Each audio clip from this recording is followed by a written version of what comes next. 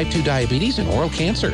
At Smile Expressions, we welcome new patients. Contact us today, 575-746-1900.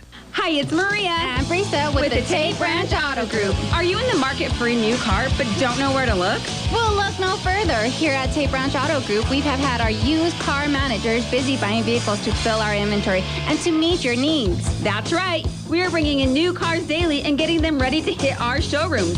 But hurry fast because these vehicles will not last long. And if you have no time to make it down to the dealership, that's not a problem. You can view our entire inventory on www.tatebranch.com, where you will have the ability to purchase your car online with front door delivery.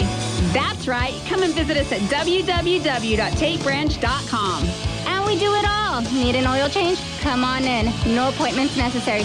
Brakes making funny noises? We've got you covered. Transmissions in the dumps? That's not a problem. Come see us today at Tate Branch in Artesia, Carlsbad, Hobbs, or Roswell, where the selection of vehicles will not disappoint.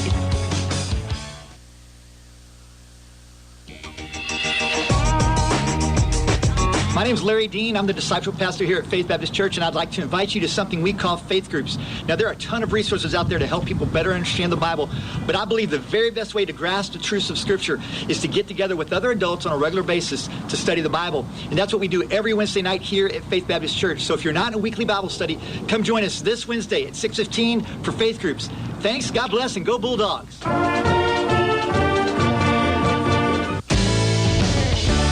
Saving money is much easier when you do it automatically. All you have to do is tell us how much you want to save, and we'll automatically deduct it from your checking account and put it in your savings account. Out of sight, out of mind. It's the easy way to save. Get started with automatic savings today. Western Bank of Artesia. We're big on you. Member FDIC.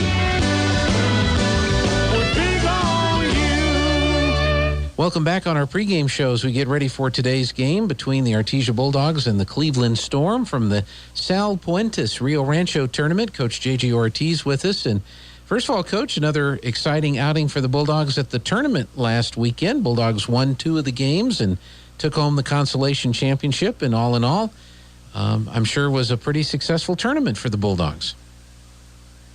Yes, sir. Yeah, we opened up with Los Alamos, and we knew they had a good arm, and we wanted to see him, and so he got the best of us in that game. But it was really good for us to see him early, and expecting to see him down the road, and then played a Moriarty team that's young and trying to develop some guys, and so we took advantage of them 14-2, and then Clovis. Kind of the same deal with them. They're young, and we had a really great outing from Josh Madrid on the mound, and ended that 12-0 in 5 innings. And so took advantage of some of their mistakes and had good performances on the mound.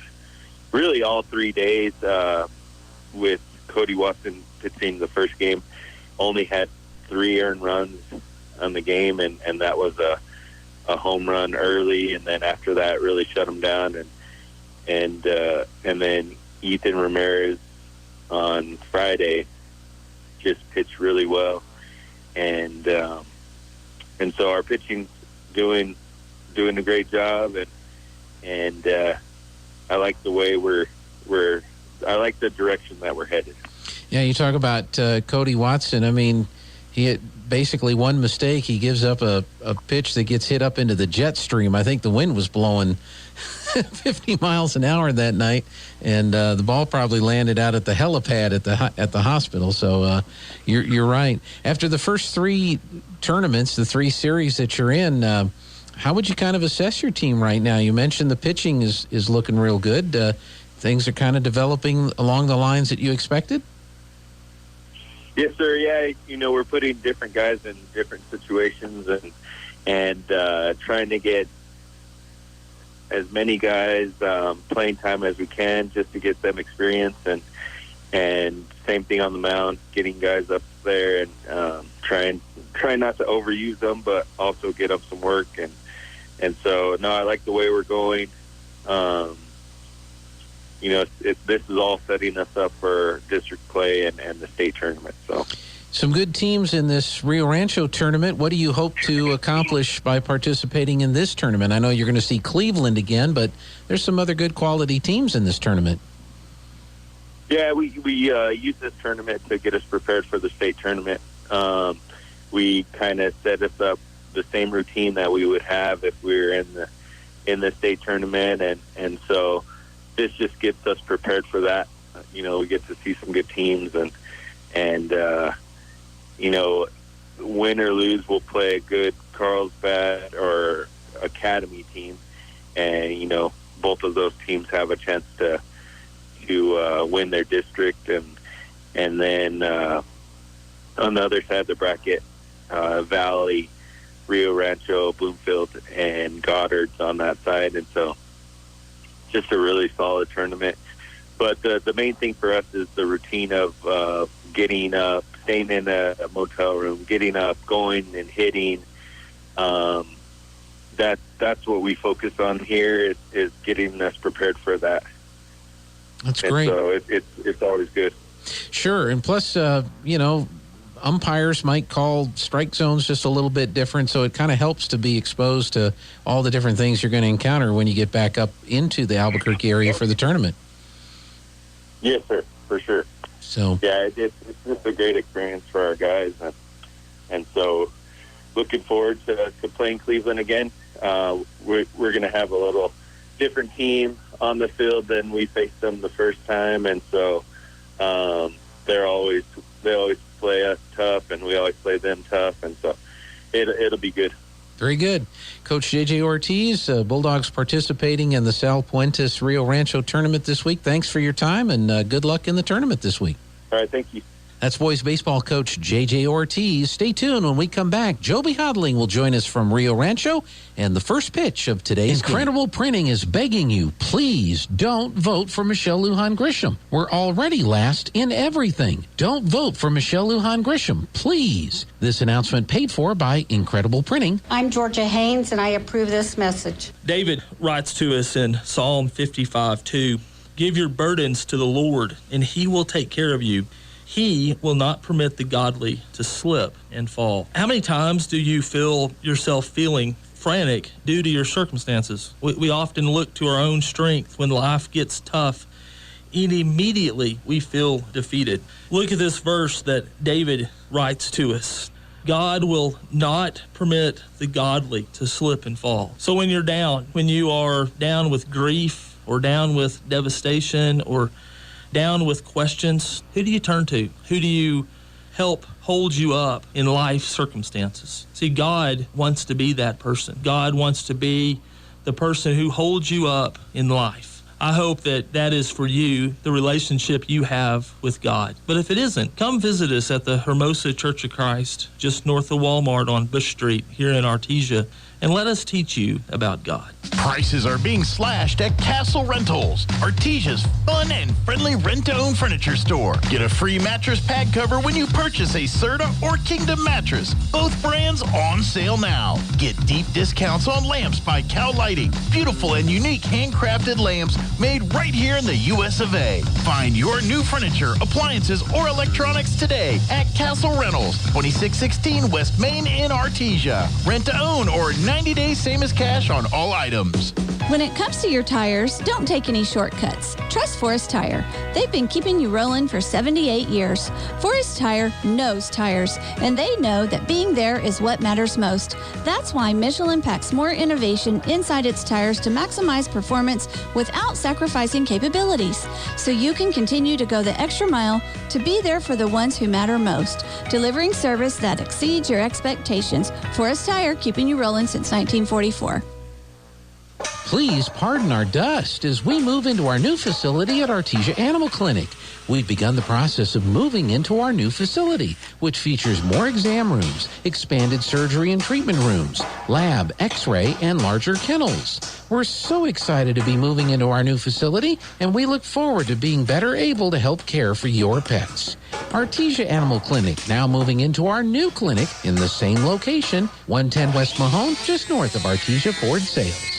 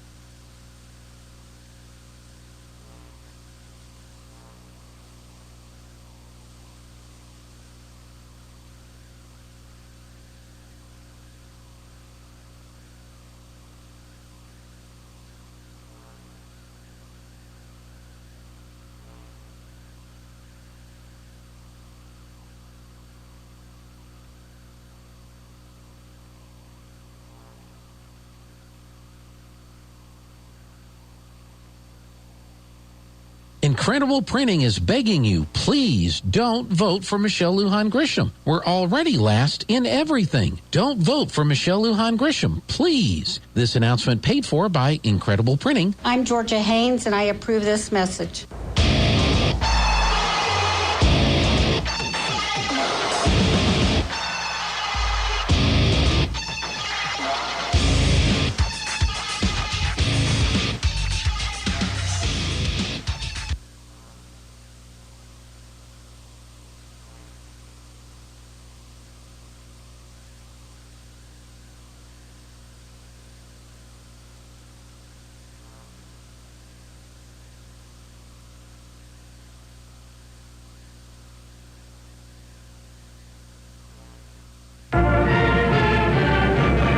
Bulldog fans, it's Martin from Frost Mortgage in Artesia, your local lender. While the Bulldogs are scoring high, your mortgage should be going low. Rates are at an all-time low, and it's time to cash in on it. So call Martin at 575-749-6278 to schedule your free consultation. Remember, you have a choice when it comes to your home financing, so don't be misled. Call Martin at Frost Mortgage today.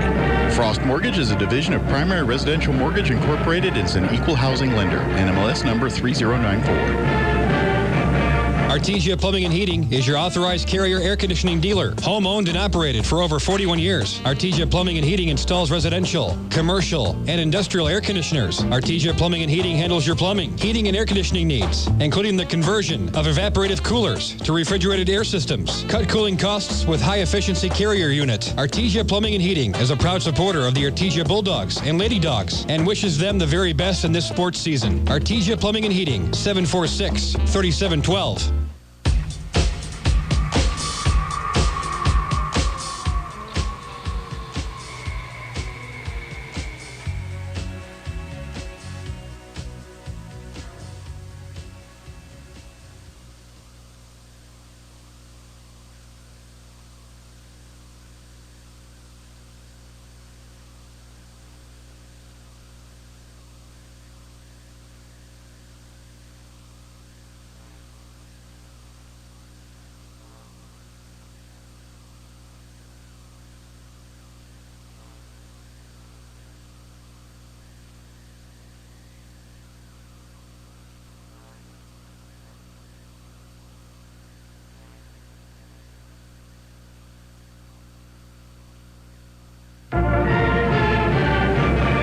Bulldog fans, it's Martin from Frost Mortgage in Artesia, your local lender. While the Bulldogs are scoring high, your mortgage should be going low. Rates are at an all-time low, and it's time to cash in on it. So call Martin at 575-749-6278 to schedule your free consultation. Remember, you have a choice when it comes to your home financing, so don't be misled. Call Martin at Frost Mortgage today.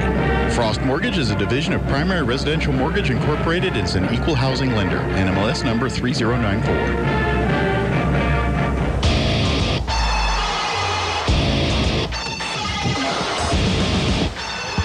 Well, hello there, Bulldog fans. I did not realize that for some reason my technology wasn't working.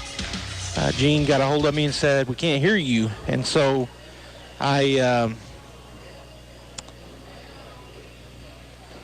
had to undo something and hook it back up. And so the Bulldogs come out here starting off as the visiting team, and they've already batted in the first inning, going down 1-2-3. Devin Fierro grounded out, Nathan Taylor ground out, and David Molina struck out for a 1-2-3 inning. So no hits, no runs, no errors, and nobody left on base for the Artesia Bulldogs.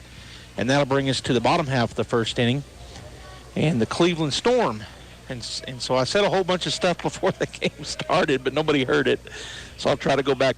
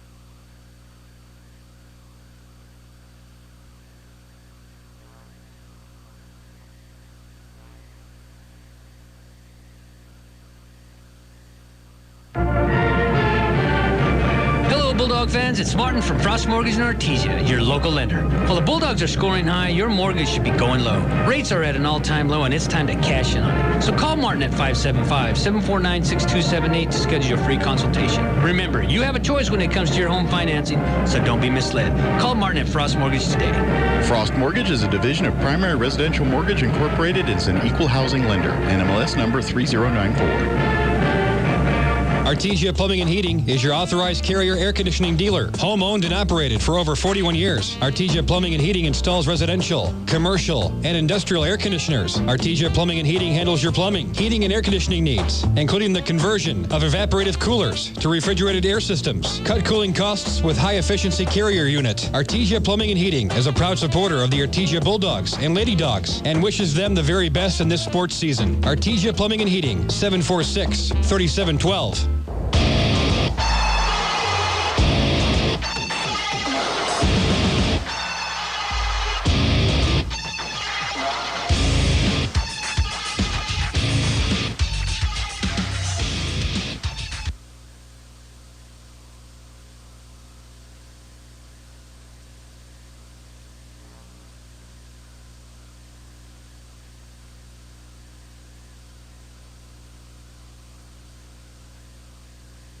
You've changed thousands of diapers, cut off hundreds of crusts, played hours of peekaboo and duck, duck, goose. But you'd do anything for your kids. That's why it's so important to protect them with life insurance from State Farm. State Farm agent Sandy Stockton will help make it easy and affordable to help you protect your family, no matter what the future holds. Because for the people you'd do anything for, life insurance could mean everything. Call State Farm agent Sandy Stockton in Artesia today. Like a good neighbor, State Farm is there. Many times, patients require skilled care for short-term illnesses, temporary help after hospitalization or rehabilitation after a major surgery, and many more conditions that can be handled in the comfort of your home. J&J Home Care stands ready to provide such care when you or your family members need it. Our highly experienced nurses, therapists, and aides have been serving Artesia and the surrounding community for more than 20 years. To learn more about the services available at J&J Home Care, call 746-2892 or visit us at 1301 West Grand in Artesia.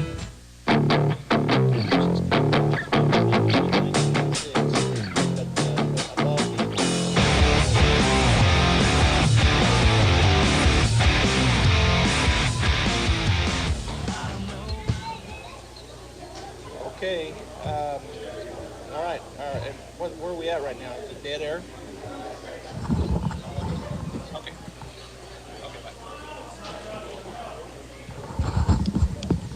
Welcome back here to Rio Rancho High School. As we're having technology issues, I'm not sure how much you guys out there have heard, and I apologize for that. For some reason, part of our system is just dropping randomly. We're in the top of the second. There's a nice deep shot at the plate was JD. That's a home run. Josh Madrid, not JD, Josh Madrid hits a shot over the left field fence for the first run of the ball game. Of course, he's a left-hander, and he just drove one over left field. So the big picture for the Artesia Bulldogs hitting the cleanup spot comes in here to lead off the top of the second inning with a shot out of the park. And the Bulldogs now lead 1-0. First hit of the ball game. In the first inning, Bulldogs went down 1-2-3, Fierro, Taylor, and Molina. But here in the bottom of the first, the Cleveland Storm went down. Sandoval, Hennessy, and Dominic, a pair of strikeouts and a ground out to first base. But then to lead things off here, that pitch is called strike to Nia Estrada, the catcher for the Bulldogs. Caught the outside corner. The pitcher is Austin Barella for the Storm, big right-hander. Next pitch swung on, popped up, back, and out of play for strike two. On deck is Ethan Ramirez, and in the hole for the Artesia Bulldogs, for the Bulldogs is Julian Rodriguez. So 1-0 Bulldogs. Here's a pitch, chopper down the left side, foul. Coach Ortiz is going to let that go over to the dugout, and the coach over there will pick it up and throw it back in. Bulldogs are the visiting team and now lead 1-0 here in the top of the second with nobody out. Off of that Josh Madrid shot over the left field fence, helping his own cause. Here's the wind in the pitch from Barella, and he's going to chase one in the turf. Running down the line quickly is Estrada, but the throw down is in time, so strikeout, throw out for out number one. on the Artesia Bulldogs. And that'll bring to the plate the third baseman, number 9, Ethan Ramirez, for the Bulldogs, as he will step in on the right side with nobody on base and 1 out. First pitch, he fouls back into the net, strike 1. Cleveland coming into this ball game 7-6. The Bulldogs 6-3 on the season, and Bulldogs wearing their white pants with the stripe down the side orange. Here's a pitch, misses down and away for ball 1. 1-1 to Ramirez. Orange shirts with the white letters, white numbers, and the white helmet. They're also all wearing orange undershirts, as it's kind of chilly out here. I mean, it's probably in the mid to upper 50s, but there's a breeze. Out in the sun, it's warmer where I'm at. As that pitch missed away for ball 2. Pretty chilly when that breeze gets up where I'm sitting in the shade, but not bad out on the field, and not a big, strong breeze. Slight breeze coming out of the north and northwest. Here's the pitch, high and tight, ball 3. So 3-1 now to Ramirez, with Julian Rodriguez, the left fielder, on deck, and Diego Zamora, the second baseman, in the hole for the Artesia Bulldogs. Here's the wind in the pitch. Called, strike 2. Caught the inside corner kind of up in the zone, so the upper half of the zone, and then the inside. I think Ethan thought he might have had a walk, but instead, full count, 1 out. Austin Barella, the pitcher, to the plate, and that is low. Oh, he rung him up. I thought it was low. Called, strike 3, so the third strikeout dealt here early in the ball game by the big right-hander, Austin Barella. And that'll bring to the plate for the Artesia Bulldogs, number 1, Julian Rodriguez, his first time through. To see Austin Barella, the pitcher. Julian playing out in the left field for the Bulldogs here in their first game of the South Puentes tournament. Swing and a miss on a curveball for strike 1. Diego Zamora on deck and Cody Watson in the hole, the center fielder, and then we're back to the top of the order. Here's the wind in the pitch. Swing and a miss behind the fastball at times, so starting him off with a curve that he swung through and then behind on the fastball. So 0-2 the count. The pitch misses away. Tried to get him to chase. He did not. A good eye at the plate is Rodriguez. 1-0. We're in the top of the second. Bulldogs get a leadoff home run by Josh Madrid here to start the second inning. The pitch misses away. Oh, he strung him up. So the curveball, the outside corner. So he's got a wide strike zone, does the umpire. That's 3 in a row, and that strikes out the side. But the Bulldogs get that 1 hit and 1 run off the shot to left field by Josh Madrid. There was no errors and nobody left on base. We've played 1.5, and the Artesia Bulldogs lead the Cleveland Storm 1-0. Stay tuned. We'll be back in just a moment for the bottom half, the home half of the inning. Even if you swing the golf club like an arthritic giant gorilla, you'll look good on the course in professional polos, shirts, and hats embroidered by Business Notions. Even add your company logo to golf balls. So don't look like a gorilla. Call Business Notions at 625-2840. Professional embroidery and screen printing, perfect for your next event and sports teams. Business Notions. Our business is making your business look good. 625-2840. When was the last time a bank asked you about your needs or your goals? When you're a member of Artesia Credit Union, you get to use your money for something more important than fees and finance charges. You get to use your money for you. Membership is open to anyone who calls New Mexico home. Become a member of Artesia Credit Union today and see what your partners can do for you. North 5th Street in Artesia or online at artesiacu.org. Artesia Credit Union, member NCUA.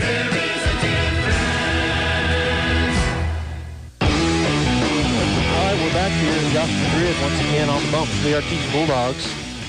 Starting pitcher, Nye Estrada catching, and the big lefty getting ready to go against number 4 hitter, Braylon Elsie. First pitch, just high, ball 1. Tried a curveball.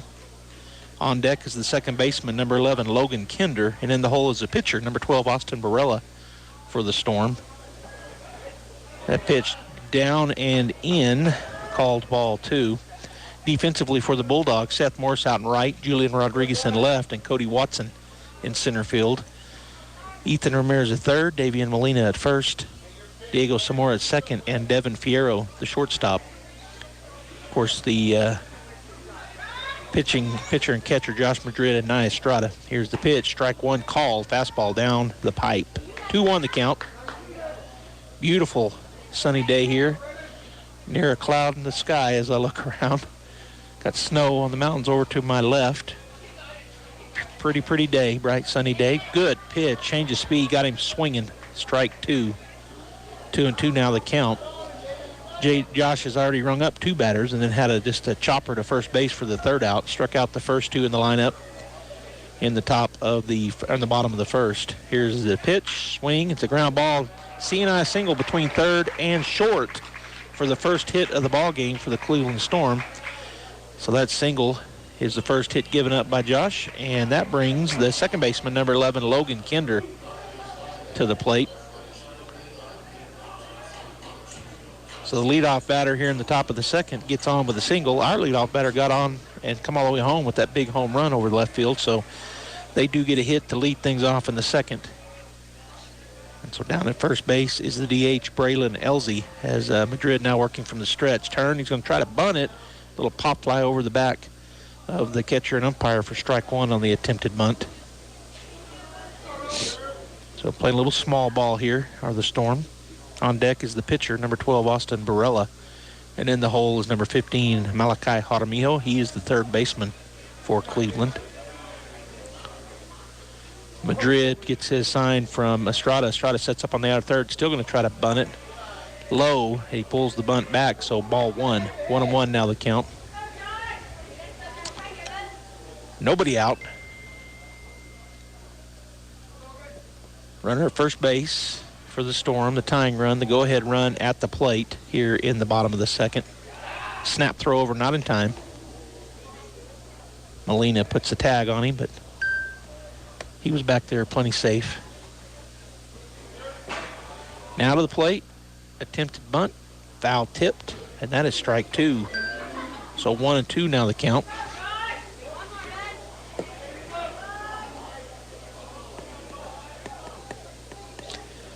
One of the coaches for the Cleveland Storm, in fact, he's down on the first baseline. First base coach is a former Artesia Bulldog, Devin Nelson. Great Bulldog athlete, one of our football and baseball players. Swing and a miss, runner was running. And the runner did get there safely as Estrada just picked up the ball and tossed it back to Madrid. Now calls time. So the runner now stands at second base with one out on the strikeout. So the third strikeout issued by Josh here early, Josh Madrid, but the tying run now at second base, and the left-hander, actually he's batting left-handed, he's a right-hander, is the pitcher, Austin Barella, so a switch hitter, Barella, or throws righty and bats lefty. We'll see if he changes positions, or if we get a different pitcher, if he goes to the right-hand side. Well, he must be just a straight lefty because he's facing left-handed batter. It took me a minute. Strike one called. Nice curveball there by Madrid. So a left-handed batter, right-handed thrower is Barella. I seem to remember that when we played him over in Hobbs. Because otherwise, if he's a switch hitter, he'd be batting right against the lefty, Josh Madrid. Fierro was just standing out at second base, just standing there waiting on Madrid to take a look back at him, still standing at second base like he's the first baseman holding on. Now to the plate. Swung on, hit hard down the right field line, but a great backhanded stab by Davian Molina for out number 2 as he goes unassisted. Great job there. That ball was hit hard right down the line. He took about 2 hard steps to his left and backhanded it. And just went right to the bag. So the runner does move over to third. He advances, but great play there by Davian for out number 2. And that'll bring to the plate number 15, the third baseman, Malachi Jaramillo. He'll step in on the right side. So now the tying run for the Storm, 90 feet away. Madrid ready to go, going to go back to the windup. And the pitch. Down the middle, but low. Good job there by Estrada to keep that. In fact, he caught it, but it did hit the ground. Ball one. On deck is the first baseman, number 3, Gavin Hoffman, is the next pitch coming. Right down the middle, called strike 1. I don't know if that was, definitely had a change of speed, maybe a change-up. So 1-1 the count to Jaramillo. And then on deck, or in the hole, is Chase Tyler for the Storm. Here's the pitch. Called strike 2. Curveball broke across the plate from outside corner. Nice pitch there by the big lefty Madrid. So 1-2 now the count. Tyler's the bottom of the order, so Hoffman, Tyler on deck and in the hole for the Storm, but 2 outs. The pitch swung on. It's a pop fly out to right field. A flare coming on strong, and he's going to catch it. Nice play by Seth Morris out in right field as he came on hard. Going out from second was Diego Zamora, but Morris called him off and dove and caught that. Great job out there. So the fly out to right is the last out. 1 hit, no runs, no errors, and 1 runner left on base. So we've played 2 full now, and the Artesia Bulldogs lead the Cleveland Storm 1-0.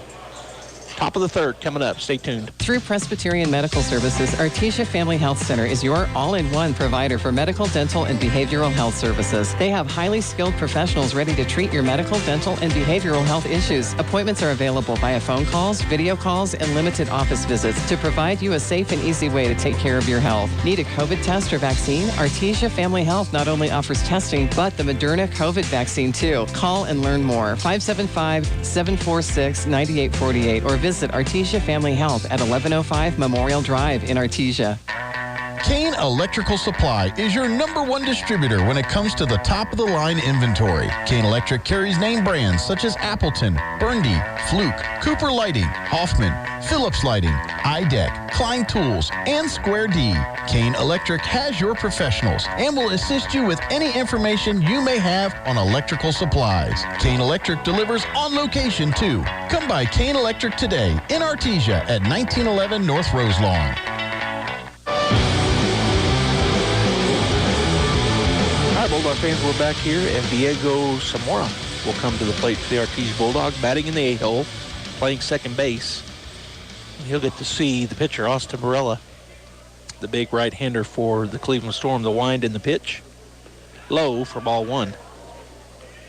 On deck is the bottom of the order for the Bulldogs, number 7, Cody Watson, who's playing out in center field today defensively.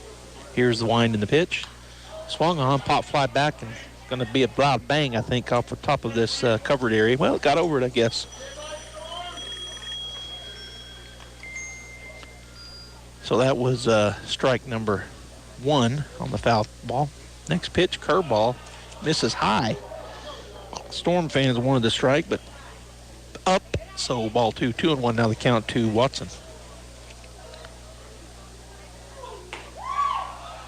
That ball also missed just high. Storm pitcher Barella wanted that one. 3-1 now the count. And actually it's some more at the plate. Cody is on deck, and then we're back to the top of the order. So Diego, 3-1. Swing and a foul tip straight back at the net. Just missed that pitch, did number 20, Diego Zamora. So full count now. Good at bat here for Zamora. Austin Barella ready to go. He's working fast. The pitch, strike 3 called.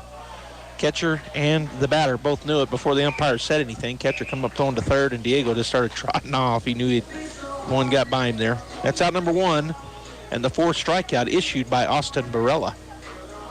So that brings the lefty, number 7, Cody Watson, to the plate, the center fielder today for the Bulldogs. He'll step in and face the right-hander. The pitch, swing and a foul tip straight back for strike 1. Chase Tyler out in left, Brandon Hennessy in right, and Jace Dominic in center field defensively for the Storm. Here's the wind in the pitch. Inside, bounces away from the catcher, Bishop, for ball 1. So Owen Bishop is the catcher, Austin Barella the pitcher, Gavin Hoffman at first, Logan Kinder at second, DJ Sandoval at short, and Malachi Jaramillo at third for the Storm. Again, they're wearing their white pants. Some of them have them long, some of them have stirrup socks. That pitch misses the outside for ball 2 to Cody. 2-1 now the count. 1 down here in the top of the third. Pitch misses away. Ball 2-3. So 3-1 now to Cody Watson. On deck is Devin Fierro, the leadoff batter. And in the hole, the DH, number 12, Nathan Taylor for the Bulldogs. Barella, quick working pitcher, gets that one to be called strike 2 on the inner half of the plate to the left-handed batter, Watson. Cody didn't like the pitch. He turned around and kind of made a face. I thought it was too far inside as well, but called a strike nonetheless. Here's a pitch, swing, and he's going to chop that one and stay alive. He was out in front of it. Good pitch there by Barella. But Watson stayed alive with the foul tip over to the dugout.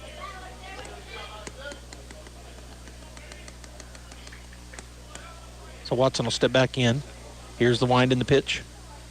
Swung on, hit well out the left, or center field, coming on and not going to get there. That's a base hit on the left side of second base. A little kind of a flare, half line drive in a perfect spot. So the single gives the Bulldogs a runner in the form of Cody Watson at first base, and that gets us to the top of the order. Devin Fierro coming to the plate.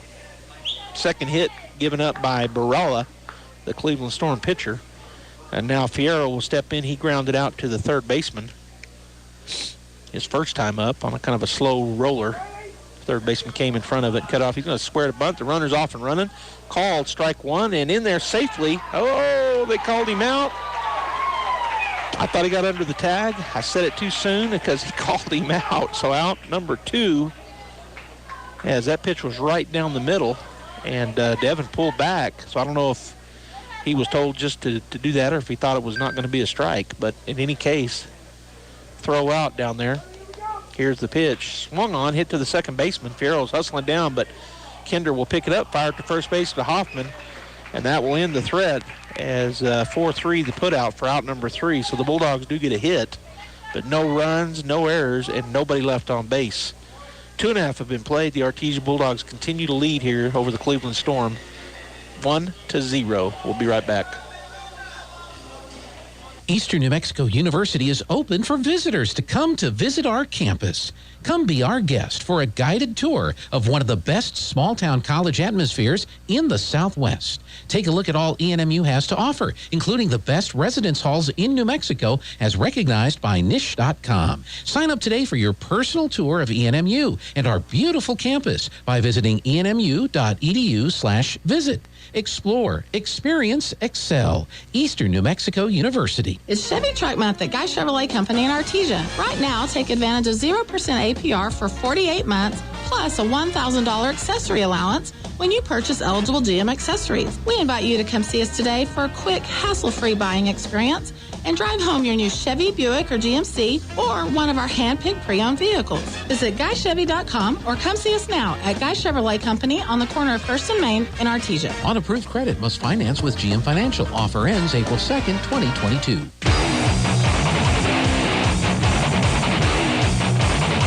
Hi, Bulldog fans. Welcome back here to KSVP Radio, KSVPTV.com. We're audio only out there on the internet as the Artesia Bulldogs lead the Cleveland Storm here. Bottom of the third inning, coming to bat for the Storm is number 3, first baseman Gavin Hoffman. Here's the wind in the pitch. Called strike 1. Fastball. He ran down and in. Caught the inside half of the plate. Nice pitch there by Josh Madrid, the lefty for the Bulldogs. Catcher Nye Estrada, good job framing that up. And now Estrada going to set up on the outer third. Here's the pitch. Swing and a miss. Strike 2. Good pitch there. Dove on him. Good curveball. Defensively for the Bulldogs, Julian Rodriguez out in left and Seth Morrison right. Cody Watson in center. Diego Zamora at second. Devin Fierro at short. Davian Molina playing first base, and Ethan Ramirez at third. Here's the pitch. Swing and a miss. Got him. Outside corner. Couldn't catch up with it. Fastball, strike. Out. Number 4 for Josh Madrid. And the first out here in the bottom of the third inning. And that'll bring us to the number 9 hitter in the lineup, left fielder number 10, Chase Tyler for the Cleveland Storm. And then on deck, back to the top of the order, number 4, shortstop DJ Sandoval. And in the hole, number 2, Brandon Hennessy, the right fielder. Here's the wind in the pitch. Strike 1 call, change up on the outside corner for the strike. 0-1 the pitch, or 0-1 the count. Here's the 0-1 pitch. Curveball, strike 2, down. Started up and then dove down across the plate for a called strike 2. Madrid working pretty quick as well. Here's the wind and the pitch. Outside, did not chase, ball 1.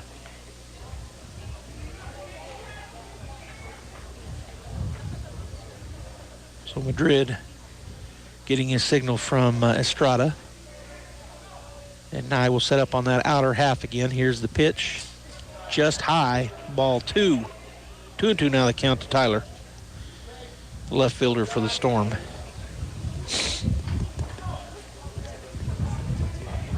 Madrid has given up 1 hit so far, has those 4 strikeouts.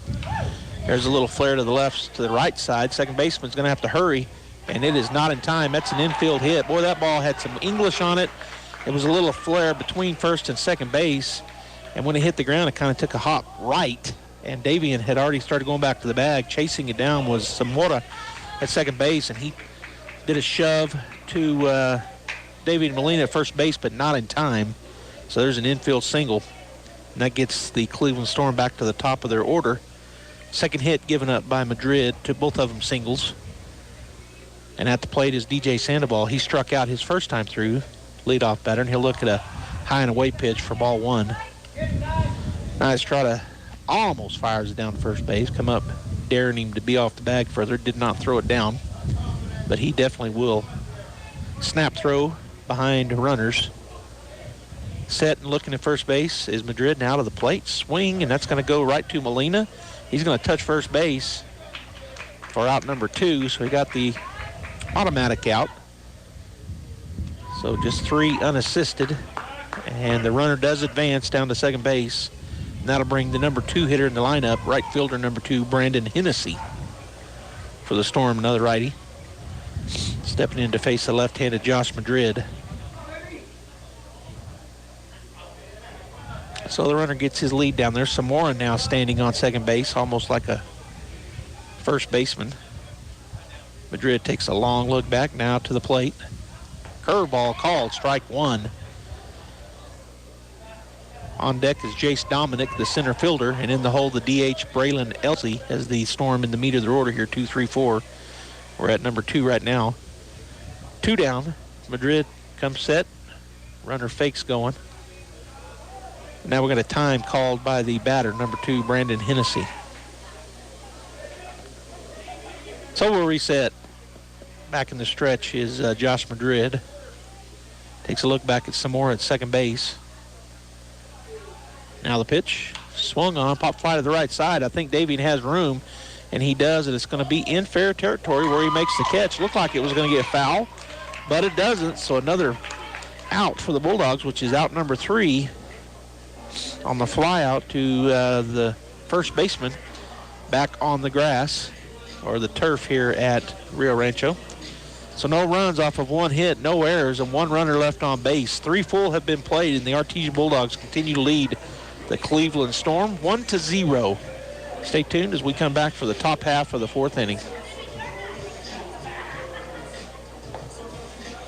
Where can you find the best selection of beautiful and unique home decor in the region? Easy. Casa Decor in Ruidoso. For years, people from all over have come to Casa Decor for the best selection of rustic, real wood furniture, beautiful decor from the Southwest and beyond, and quality outdoor furniture and accessories that are built to last a lifetime. At Casa Decor, they have over 10,000 square feet of showroom for everything you need. Casa Decor opens 7 days a week from 9:30 to 5 at 1214 Meacham Drive in Ruidoso or online at casadecorruidoso.com. Proud supporter of local high school sports. This is Renee. Happy to be here. She's not some influencer. She's more of a groundbreaker, turning her 4-acre lot into a little slice of heaven behind the wheel of a John Deere 1 Series tractor. Renee runs with us because the most important job is the next one. That's all I got. Nothing runs like a Deere. Hear Renee's story at Deere.com. Stop by Pecos Valley Equipment in Artesia and Roswell or visit us online at pecosvalleyequipment.com. Top of the 4th, and leading off will be Nathan Taylor, the DH for the Bulldogs. Grounded out to the shortstop his first time, and he'll look at a pitch down and in for ball 1. 1-0 to Nathan. Davian Molina on deck, and Josh Madrid in the hole for the Bulldogs. As the big right-hander, Austin Morella brings it to the plate. That pitch misses away. Ball 2, good eye there by Nathan Taylor. As he steps back in on the left side. The defense playing pretty much straight away. As Barella, who has been working very fast, right back to the plate, wind up pitch, swing and a miss. Big cut there by Nathan. 2-1.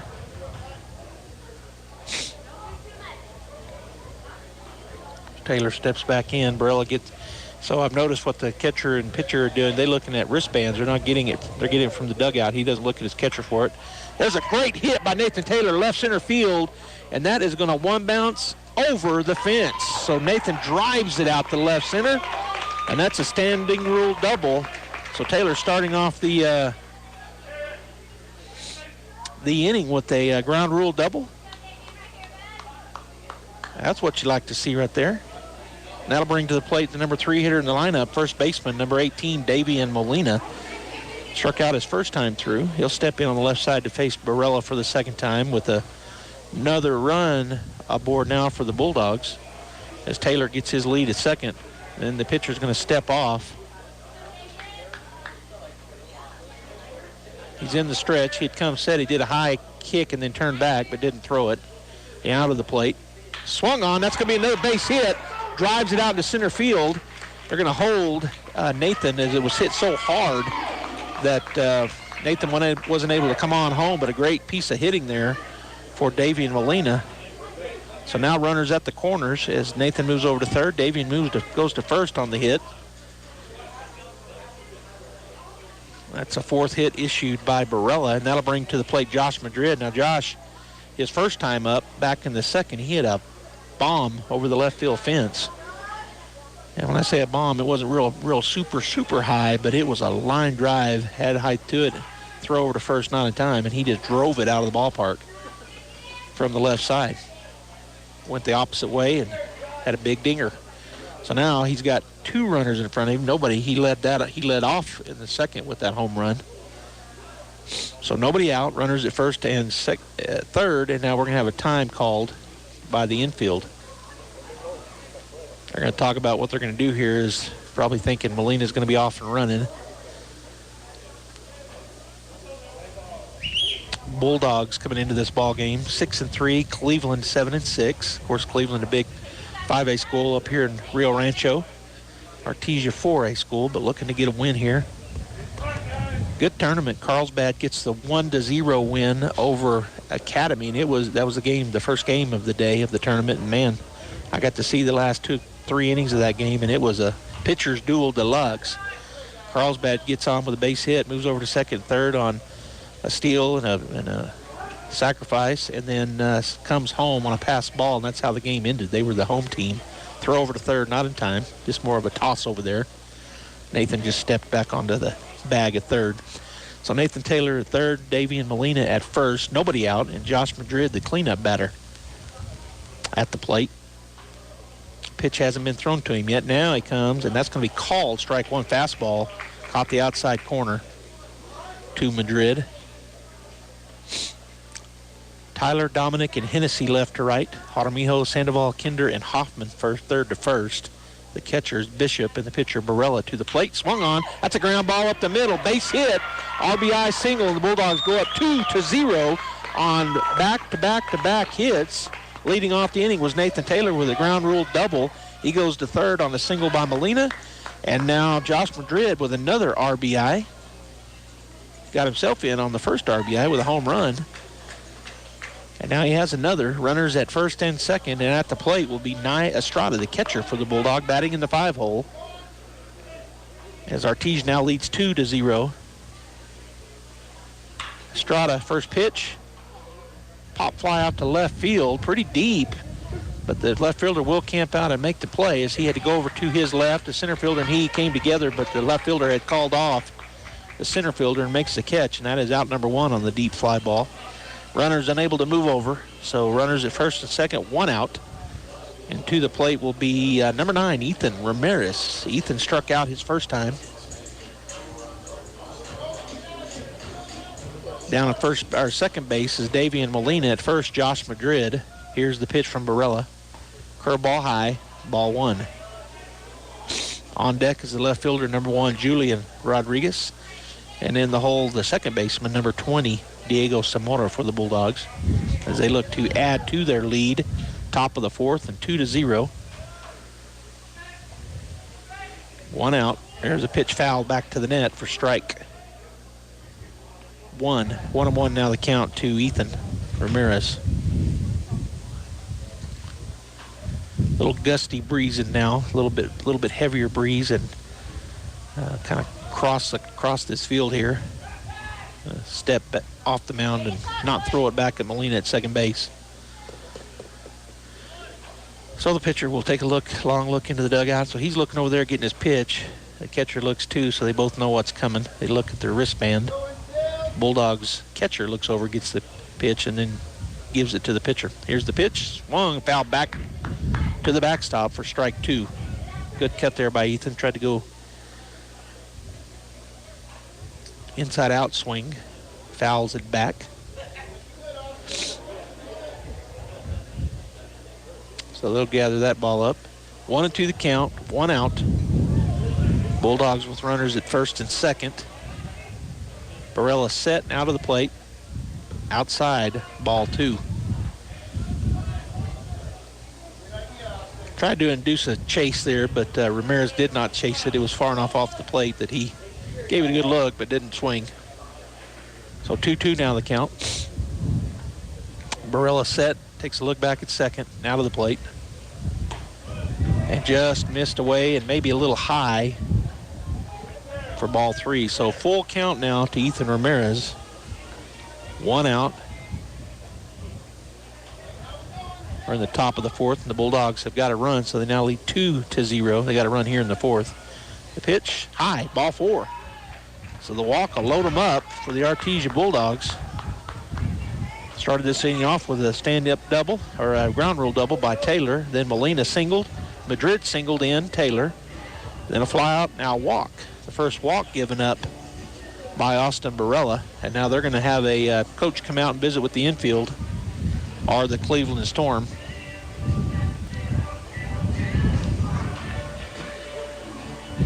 Talk it over with his infield and pitching pitcher and catcher. We're going to be back here tomorrow and Saturday. It's a tournament, and we'll carry the games right here on KSVP Radio and KSVPTV.com, on Facebook and our YouTube channel. Of course, those, what we normally have video, we have audio only. NFHS is up here, and they're doing some of the games. I don't know if they're doing our game right now or not. I think they might be. I'm not sure. They don't do them all, but we can't do the video because they have the rights, I guess. I assume. All right, so at the plate for the Bulldogs, Julian Rodriguez. He struck out his first time through. He's got the bases loaded with 1 out. Here's the pitch. Called, strike 1. Curveball caught the outside corner. So 0-1 to Julian. On deck is the second baseman, Diego Zamora, and in the hole is Cody Watson, the center fielder for the Bulldogs, as we're in the bottom third of the lineup. Pitch away, fastball for ball 1. 1-1 now the count. Austin Barella works very fast. They get him his pitches quickly out of the dugout. Here he is in the windup with the bases loaded. The pitch swung on. That's a flare ball off to the right side. That's going to be trouble, and that's going to fall fair. Foul. I thought it was fair. It was just foul. For just a strike. 1-2 now to Julian. I thought that breeze was going to blow it back fair as it was down the line, just a little bloop, boop, bloop fly between first baseman and the right fielder. Neither one of them could get to it, but it was just foul. Here's the pitch. Swing and a miss. He got him with the strikeout. So that is out number 2, and that'll bring to the plate number 20, second baseman, Diego Zamora. Diego struck out his first time up just an inning ago. So he's got a chance here, though, with runners at first, second, and third for the Bulldogs and 2 out. Here's the pitch from Barella. Missed away for ball 1. The Storm, I didn't tell you, the Storm are playing up on the grass on the corners, and even the middle infield was playing slightly up, but now they're playing regular. That ball's high and tight for ball 2 to Diego. On deck is the center fielder, number 7, Cody Watson, and then we're back to the top of the order as Devin Fierro was in the hole, the shortstop for Artesia. And the Bulldogs, if you're just joining us, we're in the top of the fourth. The Bulldogs lead the Storm 2-0. Here's the wind and the pitch. Swing and a miss. Got him to chase one that was up for strike one. So 2-1 now the count to Zamora. Bulldogs got their first run in the top of the second. The leadoff batter was the cleanup batter, Josh Madrid, and he had a shot over the left field fence, the lefty. The pitch swung and fouled straight back to the net for strike two. So Diego now 2-2 at the plate. And so it remained 1-0 until just now here in the fourth as Nathan Taylor started things off with a ground rule double, and then he was pushed over to third on a single by Molina. Here's the pitch, swing and a miss. He got him. Bases were loaded, but Diego goes down swinging for the third out. The Artesia Bulldogs do some damage, though, as they get 3 hits and 1 run. No errors, but they leave 3 on base. So after the top of the fourth inning, the Artesia Bulldogs now lead the Cleveland Storm 2-0. Bottom half coming up.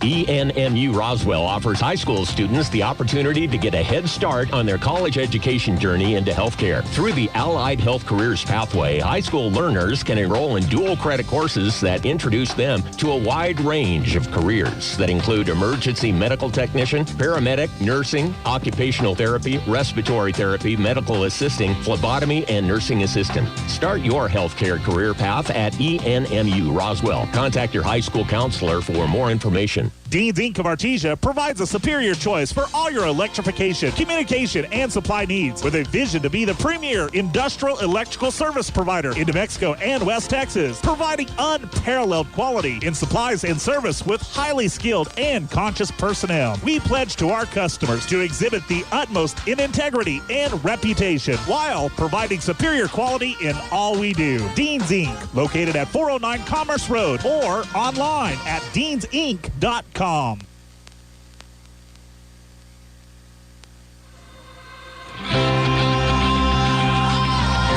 Artesia leading the Storm from Cleveland here in Rio Rancho 2-0. Josh Madrid ready to go here to start things out for the Artesia Bulldogs defensively here in the bottom of the fourth inning. And at the plate is the center fielder, big left-hander, Jace Dominic.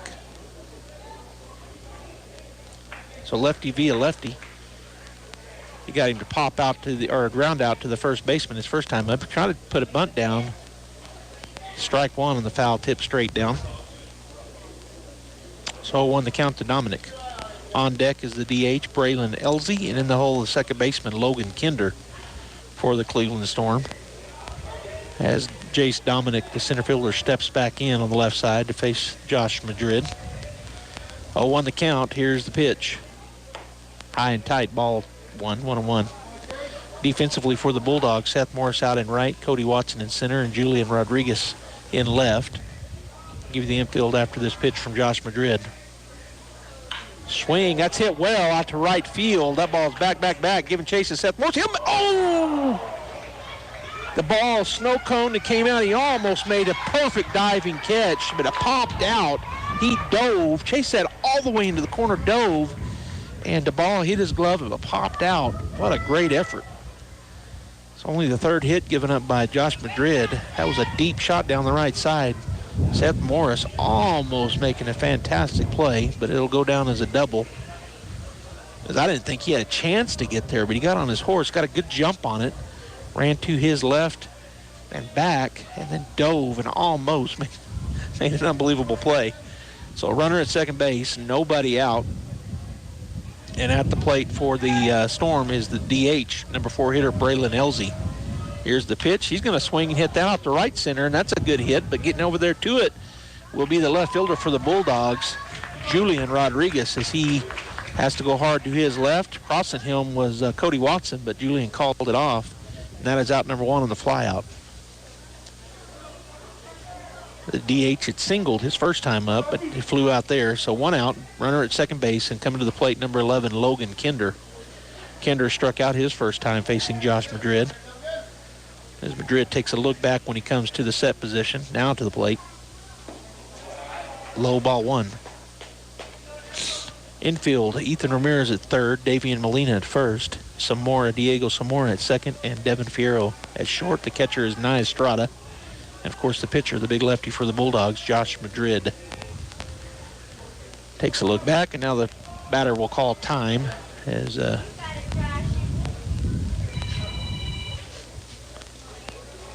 didn't want to wait anymore in the box. Now Madrid comes set. Going to turn, throw back. Oh, but it's going to go off the helmet of the runner. Bounces back into the infield. Back of the helmet there on the throwback. Coach is going to walk out and talk to his runner down there, who is Jace Dominic, the center fielder here in the ball game.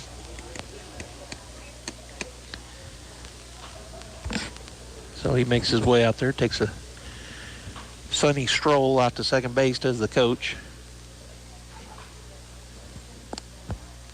And now it looks like a trainer's going to come out, making sure he's okay.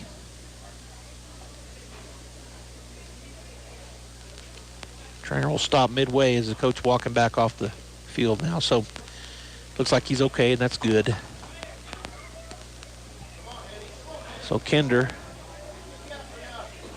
steps back in on the right side, and Madrid takes a peek back.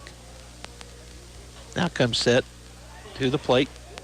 Runner is running. That's a hit and run. It's going to be a fly out to right field. The runner's going to have to go back. Morris will make his way to it, make the catch, and get it in. So the hit and run did not work on the pop fly out to right field. Kinder out on the fly out, and that is out number 2. And that'll bring Austin Barella, the pitcher, to the plate. Throws righty, bats left. He is 0 for 1. He grounded out, or I think he flew out to the first baseman, Davian Molina, just a pop fly that took Davian up to the edge of the grass behind first base. Here's the pitch. Called the ball. One of my worst traits calling radio is I try to call it before the umpire does. I almost said strike, but I didn't. Ball 1. Curveball missed away. Madrid set, takes a long look back at second, now to the plate. That ball called strike 1, caught the inside to the lefty. 1-1 now the count. On deck is the third baseman, number 15, Malachi Jaramillo, and in the hole, the first baseman, number 3, Gavin Hoffman for the Storm. 2 outs, bottom of the 4th, Bulldogs lead 2-0. Called strike 2 on the outside corner. Nice fastball, running away from the left-handed batter, the pitcher, Barella. So 1-2 now the count with 2 outs. Josh has been very efficient on the mound. I don't have a pitch count, but he's not up there. Here's the pitch. Tried to get him to chase one out off the plate and high, and he almost did, but he was able to check his swing. So now the count goes 2-2 to Barella. And everybody will reset here. Madrid in the stretch. Some more holding on back here at second. Now he'll go back to his spot. Madrid takes a look back to the plate. Curveball, swinging and a miss. And that is strike 3. Strikes out the side. The Storm get a hit, but they get no runs. No errors, and 1 runner left on base. We've played 4 full innings, and our score, 2 for the Bulldogs, 0 for the Storm. Top of the 5th coming up.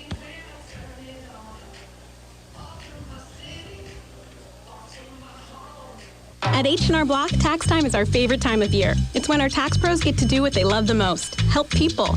By getting to know you, they make sure your return gets done right. It's not just numbers, boxes, and forms. It's personal care, so you get every credit and deduction you deserve. With an average of 10 years experience, our tax pros get your taxes done right. Just one of the many ways Block has your back. Taxes may be more complex than you think. Visit your local H&R Block located on the corner of 5th and Texas in downtown Artesia. Central Valley Electric Education Foundation scholarships are now available for CVE members and their dependents. The scholarships can be used by graduating high school students or adults who are continuing their education. Applications are being accepted through April 15, 2022. Visit cvecoop.org/scholarships for eligibility and an application, or call Central Valley Electric Cooperative at 575-746-3571. Remember, these scholarships are available for students of all ages. Apply today.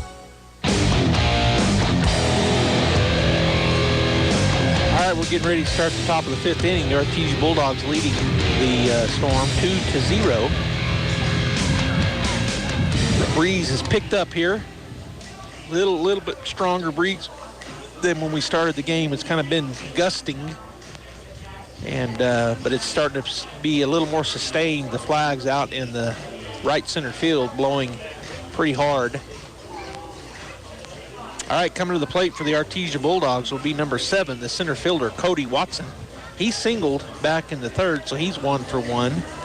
And he'll step in to face the right-hander, Austin Barella, for the Storm for the second time. On deck is the top of the order, number 6, shortstop, Devin Fierro. And in the hole, the DH, number 12, Nathan Taylor. All right, so Barella ready to go to the lefty. Watson, first pitch, called strike 1, and fastball running away from him. Nice pitch, called strike 1. 0-1 the count to Cody as Watson steps back in on the left side. Here's the pitch, swung on and missed. Got him to chase one down and in for strike 2. Kind of waved at it. I don't know if he was looking for something else, or probably was. So he'll step back in, shorten up a little bit here. 0-2 the count, nobody out, top of the 5th inning. Bulldogs lead 2-0. Here's the pitch. Swing and a miss. Got him to chase one high and away. And that is out, number 1 on the strikeout. So that brings us back to the top of the order. Devin Fierro will step in. He's 0 for 2 in the ball game, so he's due. He grounded out to the third baseman in the first and to the second baseman in the third. And now we've got a umpire meeting going on. First base ump is going to walk down and talk to the home plate umpire. I was looking down at my score sheet, so I don't know what might be going on. You can hear that breeze, or I can hear it in my headphones. I'm sure you can hear it.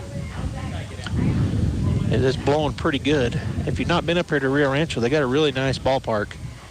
They've got the entire stadium stands is covered with a metal building, or not, a metal cover. And all seat backs, kind of like Artesia. It's not quite as big in terms of the number of seats here.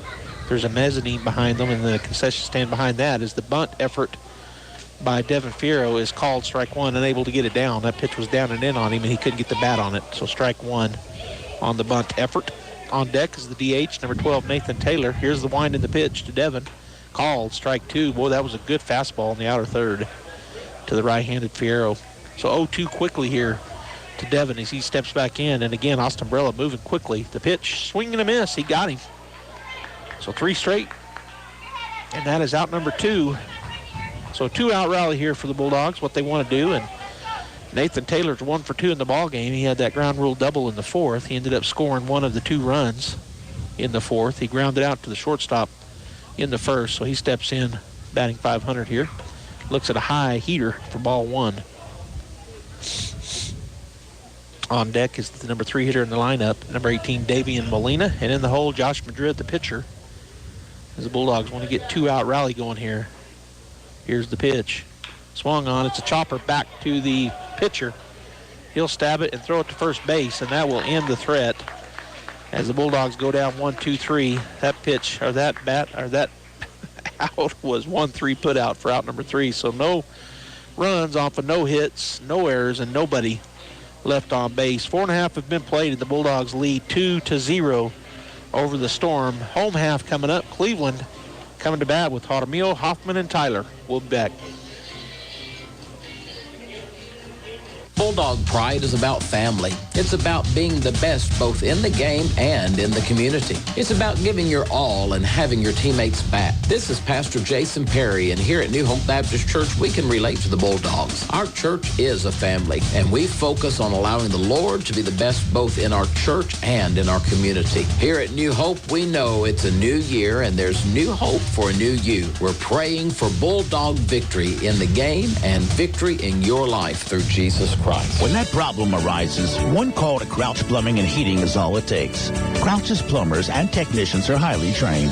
No problem is too big or too small for Crouch. Whether you need a water heater replaced, a gas line run, a leaky faucet repaired, or your heater or AC serviced, Crouch can do it all. Your problem is their problem, till it's no longer a problem. Call on Crouch for timely response, quality workmanship at a fair price. Servicing Carlsbad and Artesia.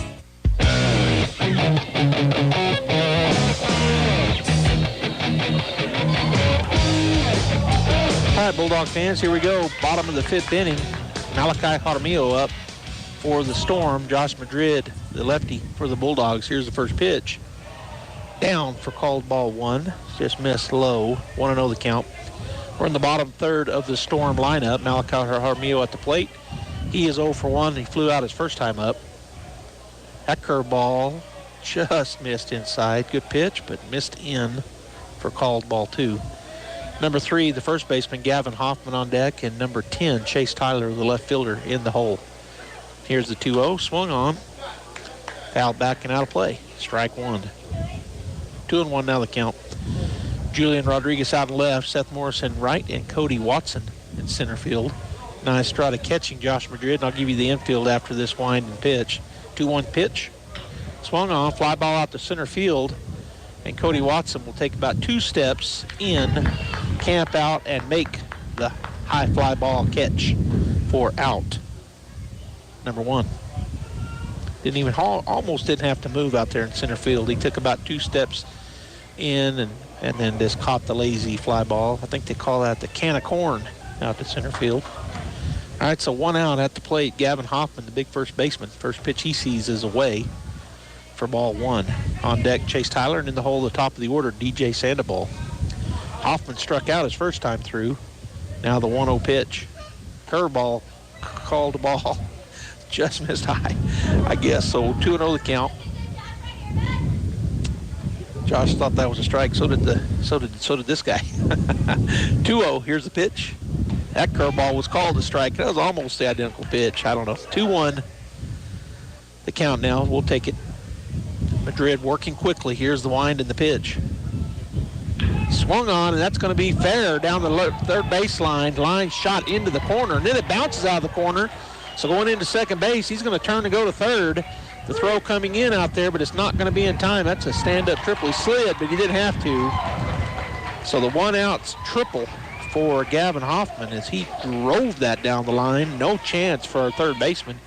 It goes straight into the corner, and as Rodriguez was giving chase over there, it hit the corner hard, bounced by him back into the infield, and to chase it another 40 or 50 feet, which allowed it just careened off the corner of the wall out there, so it allowed him to go all the way to third base. So it's 1 out. Chase Tyler will step in on the right side as Estrada goes out and talks to his pitcher, Madrid. So the tying run at the plate for the Storm.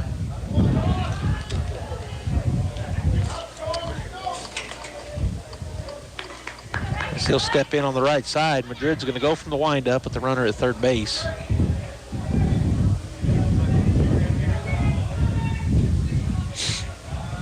As Estrada gets him his pitch, it's nice, sits up right in the middle. Pitch is right down the middle, called strike 1. On deck is DJ Sandoval, the top of the order, and in the hole, the right fielder, Brandon Hennessy. Is Josh ready to go back to work? Estrada gets the pitch from the dugout. He's going to set up on the inner third. Here's the pitch. Just missed for ball 1. 1-1 now the count. That one missed a little bit up and away. I think it was a curveball that just didn't break as Estrada had set up where he thought it was going to come to on the inner third. So 1-1 the count. 1 out. Here's the pitch. Down the middle but low. Called ball 2. 2-1. Bulldogs lead 2-0, but Cleveland threatening here in the bottom of the 5th inning with a runner at third base after that 1-out triple by Gavin Hoffman, the first baseman. Here's the pitch. Called strike 2. Great pitch there as it caught the outside corner for Josh Madrid. So the count now 2-2. Bulldog defense playing pretty much straight away. I don't know if I gave you the infield. Ramirez, Fierro, Zamora, and Molina from third to first. Shakes off the first 2 pitches. Now he's going to go into the windups. Pitch. Curveball misses up for full count.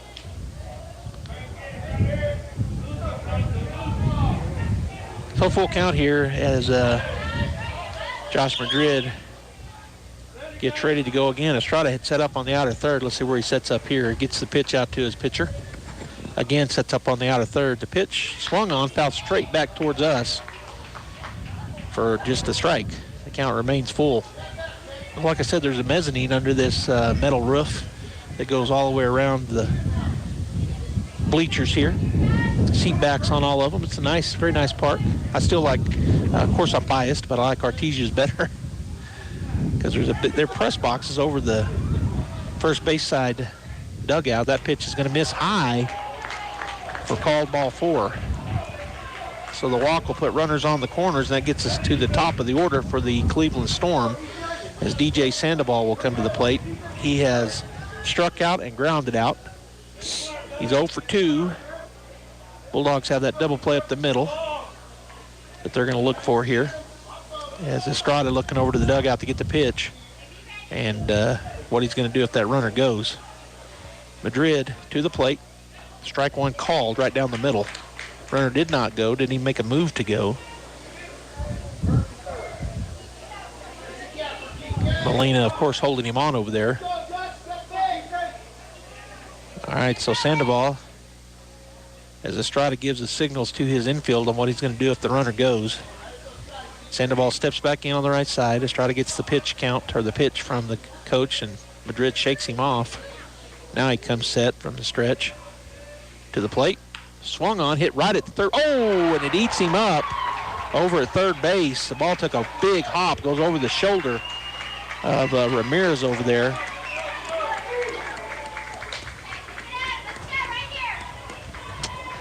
It was a hard shot, but I think he probably feel like he probably should have had that.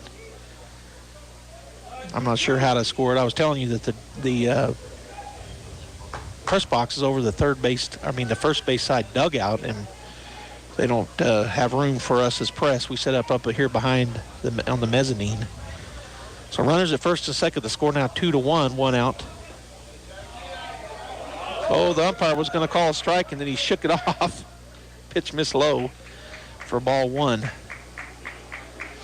to Hennessy. Hennessy is 0 for 2, a strikeout and a fly out to the first baseman.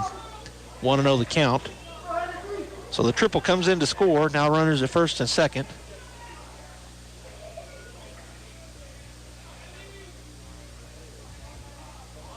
As Madrid comes set, runner going, and no throw from Estrada. So just a straight steal from second to third, and that puts runners on the corners, and that was a ball. So ball 2 to Hennessy. On deck is Jace Dominic, and in the hole, Elzy, Braylon Elzy for the Storm. Runners on the corners. Tying run at third, go ahead and run at first. 2-1 our score. Here's the pitch, down and in, ball 3. I'm pretty sure ball 3. They got up on the scoreboard 2-0, but I'm pretty sure 3-0, and the umpire hasn't held up his hands yet. All right, Madrid set. Looks over at first, now to the plate. Call, strike 1, and they battered through his bat to the dugout. He thought it was ball 4. So 3-1 the count as he has to get his bat back. Guess he thought it was a little too high. It was up in the strike zone, but called strike 1. So 3-1 now the count. Just a fastball down the middle. Now to the plate. Swing and hit hard left side. Ground ball foul for strike 2. So a full count now to Hennessy. The ball bounces off the fence over there out into the outfield. So Rodriguez will come in and get it and throw it back into play. Well, he's going to toss it to the third base coach. The umpire had already gotten the ball out to Madrid, home plate umpire. So 3-2 the count. Yeah, they have 2-2 up on the board, but it is 3-2. The umpire just showed us. That's what I had as well. 1 out, runners on the corners. Madrid says yes to the pitch. He'll come set from the stretch. Now to the plate, runners running, and that's going to be ball 4, low. Runner at first was running. Runner at third was staying put. So the walk, first walk issued here in the game by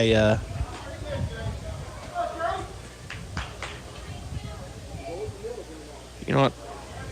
Yeah, I put the walk in the wrong spot. So runner, now we got a bases loaded, and Jace Dominic, the number 3 hitter in the lineup, he is 1 for 2, doubled back in the fourth just an inning ago.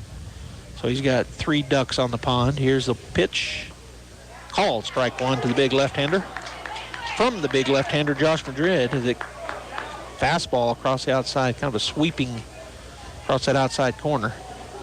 0-1 the count, 1 out. Bulldogs looking for a double play somewhere. They got them everywhere. Bases loaded for the Storm. Here's the pitch. Swing and a miss. Big, beautiful curveball. Got him chasing it. 0-2 the count. Of course, a strikeout will do as well. I just as soon see a double play and get out of this inning, not get another batter a chance with the bases loaded. 0-2 count, 1 out. Here's the wind and the pitch. A strut on the outside part of the plate. Oh, just missed. Artesia fans wanted that one. 1-2 now the count. Ball 1.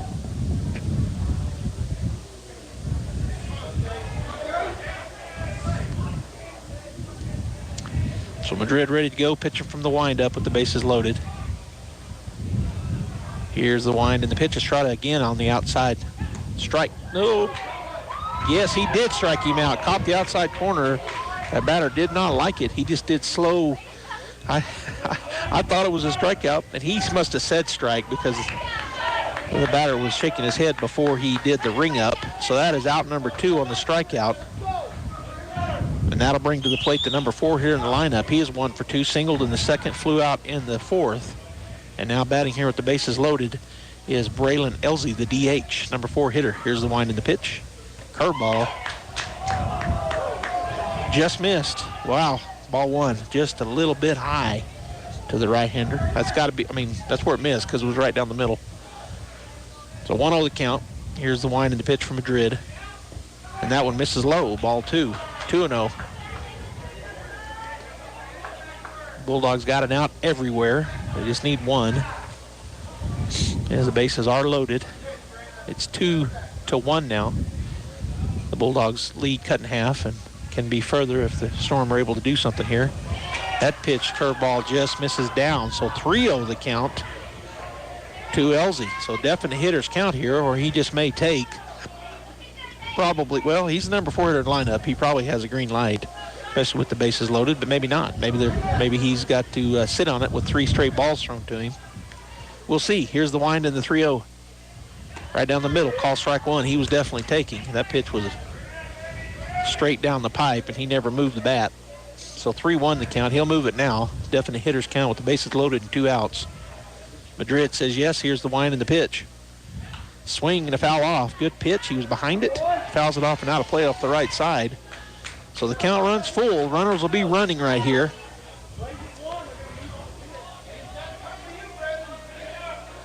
Bases loaded. 2 down. Full count. Bottom of the 5th. Bulldogs lead by 1. And the Storm trying to get that 1 and more back and take the lead if they can. Here's the wind and the pitch. Runners off and running. Pop fly. Can we get to it?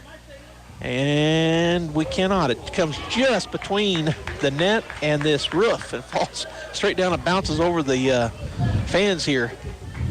So the foul ball will take us back and get us reset with a full count. Braylon Elsie, the DH, and number 4 hitter, the cleanup batter, has a big opportunity here for the Storm with the bases loaded. And, of course, Josh Madrid, who has worked a great baseball game, going to try to induce a pop fly, a strikeout, or a ground out.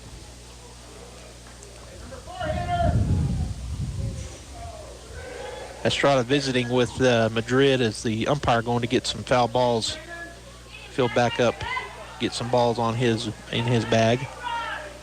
Okay, so we'll reset and do it again. Bases loaded. Runners will be running. Elsie steps in on the right side. The big left-hander, Josh Madrid, ready to go. Full count, 2 outs. Bottom of the 5th. Here's the pitch. Called ball 4. Just missed. So that'll tie it up on the walk. It's the RBI walk. And the score now tied. The bases remain loaded with 2 outs. And coming to the plate will be the number 5 hitter in the lineup, Logan Kinder, number 11. He's the second baseman. He's 0 for 2. He struck out in the second and flew out in the 4th.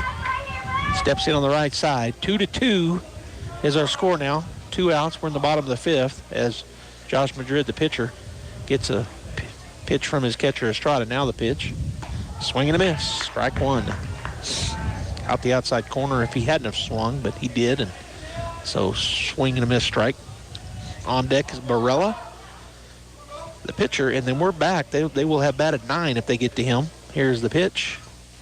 Down and in. Ball 1. 1-1 now the count.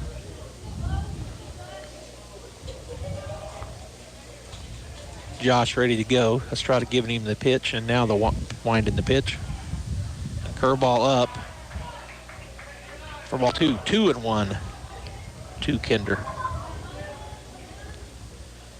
Breeze has slowed slightly, but still blowing out of the west and north. Here's the wind and the 2-1. Down, good block there. Well, he caught it off the bounce, did Estrada, but that's 3-1 now, the count.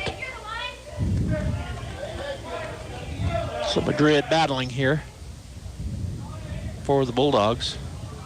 And I said they all have orange shirts under their orange shirts, but Josh, he's got a black one under his orange. Here's the pitch. Swung on, hard chopper to third base. He's going to fire it across to first. Oh, and the throw is an error. All he had to do was touch third base. Play at the plate is not in time. That clears the bases on the error. E5, all he had to do was run and touch his base, had plenty of time. He throws it wide, the right field side. Coming off the bag over there was Davian Molina. He ran out, but it was way off. He couldn't even stretch to get it, and it goes all the way over there into foul territory. They were off and running quickly on the throw and on the hit, and so the error really cost the Bulldogs there as the bases were loaded. And now they're emptied, and the runner standing at second base on the error, E5. And we're at the number 9 hitter in this inning, as Austin Barella will be at the plate. Coach Ortiz out talking to Madrid. So Cleveland blows it open here as they get all those runners in. It's now 5-2 in favor of the Storm, and they still have more opportunity for more damage here as the runner at second base after reaching over there on the E5 on the throw. So at the plate, the pitcher bats from the left side, throws with his right. He is 0 for 2, grounded out and a strikeout as Madrid comes set now to the plate. Strike one called on the outside half to the lefty, or the left-handed batter. So they batted 9 here in the inning. They've only got 2 hits, and that one, I don't know, I went ahead and marked it as a hit, that hard shot to the third baseman. Could have been called an error by the official book, but swing and a miss. That is strike 2. Good pitch there by Josh. That dove on him. Swung over the top of it, did the left-handed batter Barella. He'll step back in, 0-2, runner at second base, 5-2 now. The Storm lead the Bulldogs.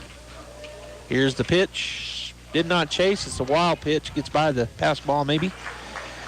So ball 1, and that will move the runner over to third as it bounced in front of 9. He was unable to block it. Goes back to the net.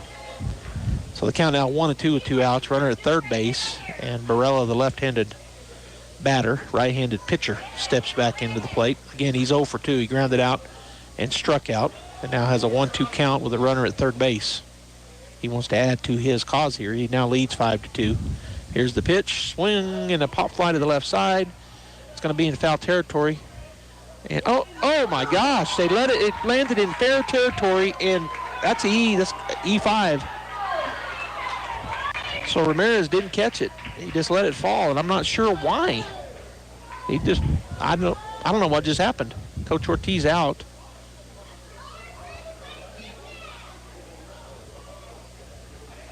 I'm not sure what just happened with Ramirez at third base. He just didn't catch it.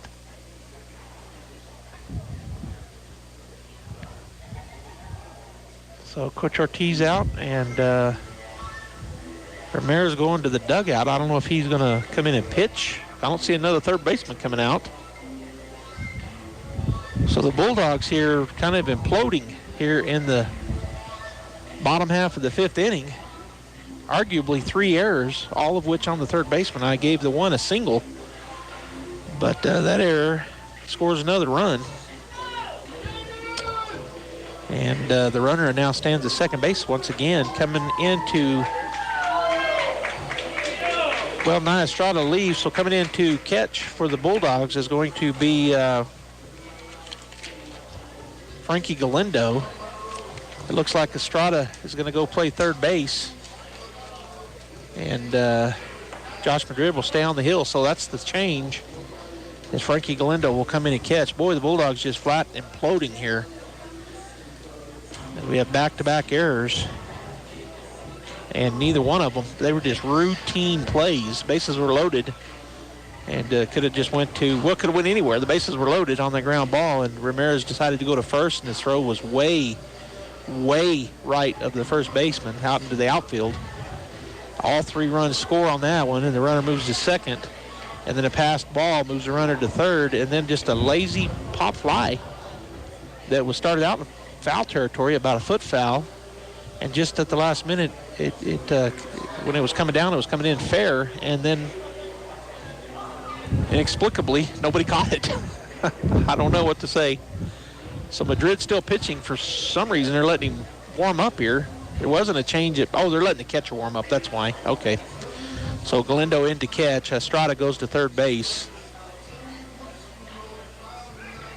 6-2. Cleveland leading now.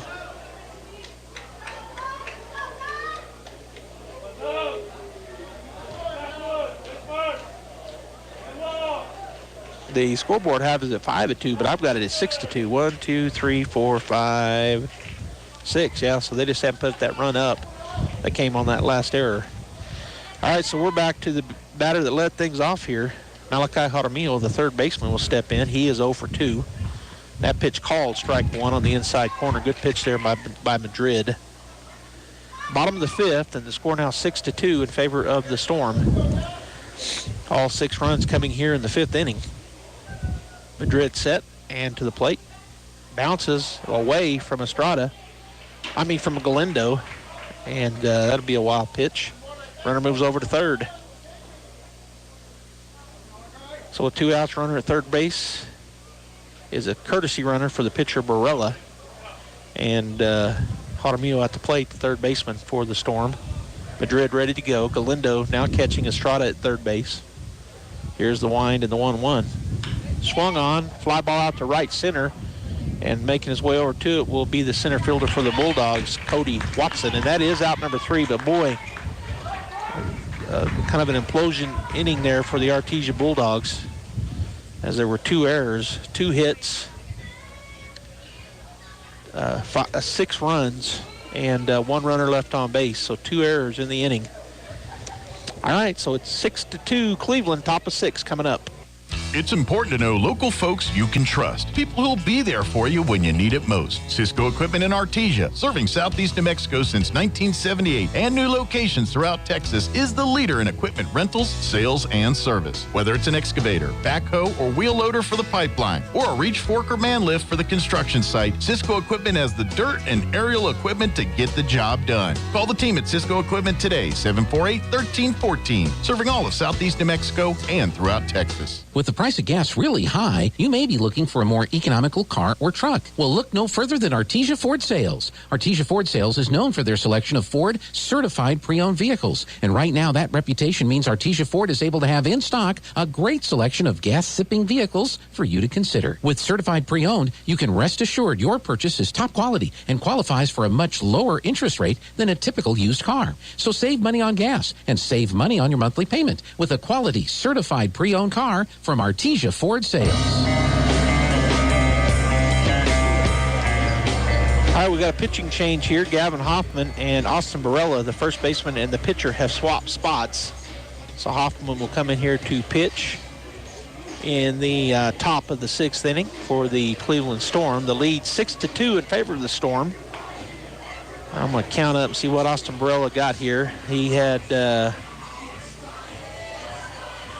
5, 6, 7. Yeah, I wanted to make sure he had 7 strikeouts. He gave up 1 walk, and he gave up 1, 2, 3, 4, 5 hits, and was losing when he left the mound. But the bottom half proved to be fruitful for the Cleveland Storm as they score 6 innings. They score 6 runs in the bottom of the 5th inning and take the lead. So he is the pitcher of record. Austin Barella, if they're able to hold on, he'll get the win. And now Gavin Hoffman will pitch. Both of the young men, big guys. I didn't look at on their lineup. It doesn't have, of course, their size, but they're both big. Big, tall, good-looking athletes. So to the plate comes Davian Molina to start things off here in the 6th for the Artesia Bulldogs. He is 1 for 2. He struck out in the 1st, but singled in the 5th, and he'll lead things off here in the bottom of the 6th. The Bulldogs got to scratch some runs out as they're now down 6-2. Hoffman from the stretch. The pitch. Swing and a miss. Good. Fastball. Molina, it was out of the zone, but he chased it. Looked too good to pass up. I saw him kind of grin at himself. Strike 1 on the big swing. Man, that was a heater. Here's the pitch. Another fastball. Whoa. Call ball. I guess a little high, maybe 1-1. I thought it was a strike. So did the Cleveland fans. 1-1. We'll take that ball. Here's the pitch. Swung on out to right field. Right fielder will take some steps back and then camp out and make the play for out number 1. Fly out to the right fielder. And that'll bring the pitcher, Josh Madrid, to the plate. He is 2 for 2. Pitching a good game, even though there's now 6 runs aboard. I don't think any of them earned. He is 2 for 2 with a home run. He's also got 2 RBIs. As he steps in on the left side to face Hoffman for the first time. Here's the pitch. Fastball in for ball 1. On deck is Nye Estrada. And in the hole, we'll see if Ethan Ramirez is still batting. I don't know. Here's the pitch. High and away. Ball 2.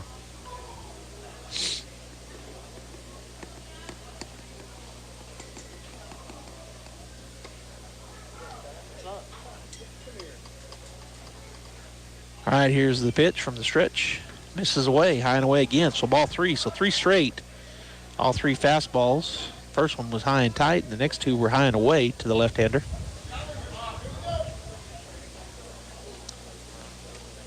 Here's the pitch. Called strike 1. So 3-1 now the count.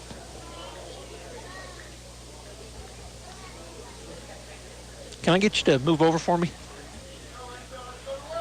Had a fan come and sit down right in front of me. Here's the pitch, swung on, fouled off to the left side, out of play for strike 2. So a full count now for Madrid after he got the first 3 balls thrown to him as balls. So now full count as he steps back in with 1 down. Hoffman ready to go. The pitch in for ball 4. So the walk, 1-out walk. We'll put Madrid down at first base. And that'll bring to the plate Nye Estrada. And Galindo, who had come in, is in fact batting in place of Ethan Ramirez. So Frankie Galindo, who came in to catch. Estrada is 0 for 2. He struck out in the 2nd, flew out in the 4th. Here's the pitch. Bounces and gets away from the catcher just barely. His throw down not in time as Madrid was off and running when he saw it skip away from the catcher, Bishop. So ball 1 to Estrada. Frankie Galindo on deck, and in the hole is Julian Rodriguez, the left fielder for the Bulldogs.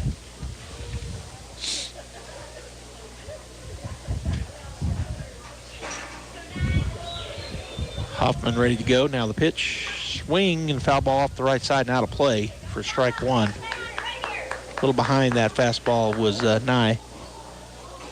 So the count now 1-1 with 1 out. Bulldogs have Madrid down to second in scoring position after he drew a walk. A 1-out walk. Here's the pitch. Oh, he's going to turn and nobody there. He couldn't throw it. He might have had him as Madrid had leaned, but nobody was covering. So no throw back. Now the shortstop kind of sneaking in behind Madrid, who's going to shorten his lead. Hoffman comes set. He's pitched from the stretch since he came in. Here's the pitch. Curveball misses. Ball 2, 2-1. Started off on the outside corner and then dove away and missed the corner on the curve. So 2-1 the count. Hoffman comes set, takes a peek back now to the plate. Misses away with a fastball. 3-1 to Estrada.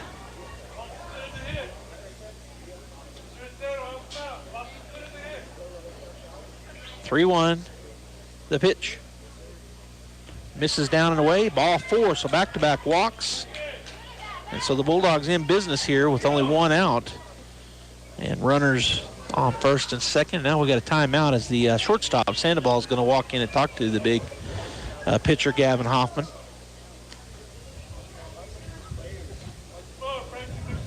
Frankie Galindo coming to the plate now as Coach Ortiz talking to the umpire. And then says a word or two to Galindo. On deck is number 1, Julian Rodriguez, and in the hole, number 20, Diego Zamora for the Bulldogs. 6-2, 4 runs down here. First pitch, strike 1 called on the outside corner to Galindo.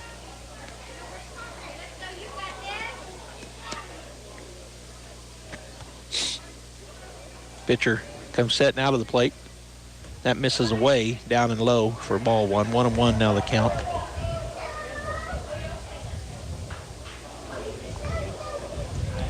First game of the day was Carlsbad and Academy, and it went 7, and it was a pitcher's duel deluxe. The final score 1-0 Carlsbad. Here's the pitch. Down and away, gets by the catcher. So the runners both will move up. So the Bulldogs now have 2 runners in scoring position to get 2 of those 6 runs that were scored back. Only 1 out, and the count now 2-1 to Galindo. Base hit somewhere, should score 2. Frankie digs in on the right side. Here's the pitch. Called, strike 2 on the outside corner. Fastball. Good pitch there from Hoffman.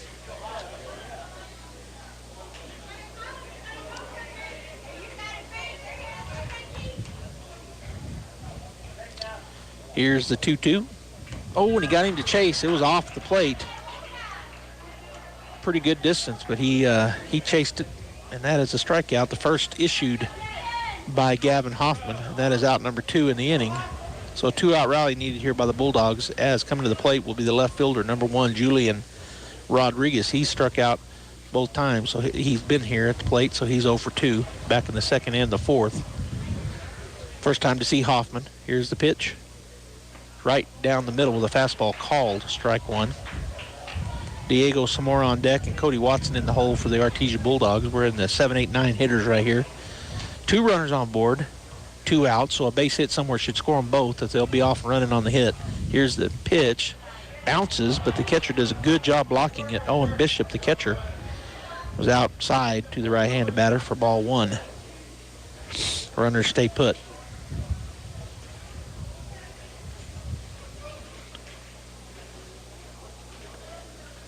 Here's the pitch. That outside fastball missed down the way. Good job backstabbing that by Bishop, the catcher. That would have been a run scored. 2-1 now the count.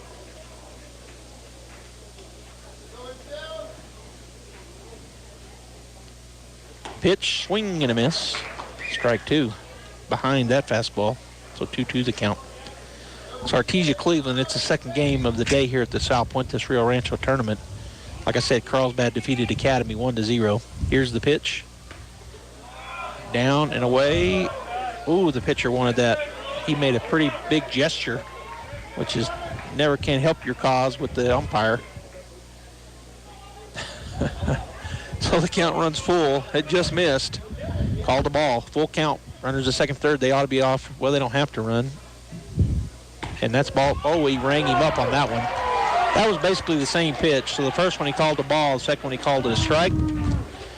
And so that is out number 3. Bulldogs get no hits. They no runs. There was no errors, and there were 2 men left on base, both via the walk. So we've played 5.5, and the score 6-2 in favor of Cleveland. We'll be back after this timeout. Chaos Cafe is the place to kick your taste buds in the face. With some of the best food around, including a big breakfast that can scratch that itch. Whether you're fiending for French toast or begging for biscuits, they've got you covered. Plus, great lunch specials, signature burgers, and some of the most satisfying portions in the galaxy. Chaos Cafe backs the Bulldogs and the student athletes that work hard and play harder. Open Monday through Saturday from 5:30 till 2 at 501 South 1st in Artesia. Put a little chaos in your day with Chaos Cafe, and go Bulldogs. To plant or not to plant? That is the question. Hi, this is Jim Gill from Roswell Seed Company. Our tomato plants and pepper plants are ready to go. If you plant them now, you might have homegrown tomatoes and peppers before anyone else, or a frost might kill them. As Clint Eastwood would say, do you feel lucky? You'll either be the smartest gardener in the county, or you'll get to replant them all over again. I say go for it. You'll get more practice and we'll get more business. This is Jim Gill from Roswell Seed Company, and I apologize to William Shakespeare.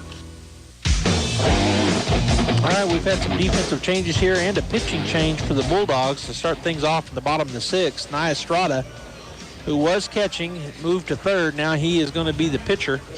Going to third base is number 1 for the Bulldogs, Julian Rodriguez, out of left field. Going from center to left field is Cody Watson. Well, wait a minute. I think that's Cody out there. And then out in center field is Davian Molina. And going from pitch to first is Madrid. So quite a few changes there. I'm going to mark all these down here as they were coming in, and I was trying to mark them down. So Davian Molina moves over to center field.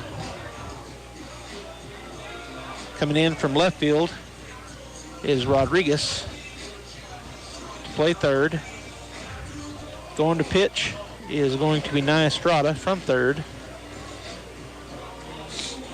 And going to first base is Josh Madrid. And of course, catching, who came in the last inning when Nia Estrada moved over to third, is Frankie Galindo. So a lot of movement here in this inning to start the bottom of the sixth for the Artesia Bulldogs defensively.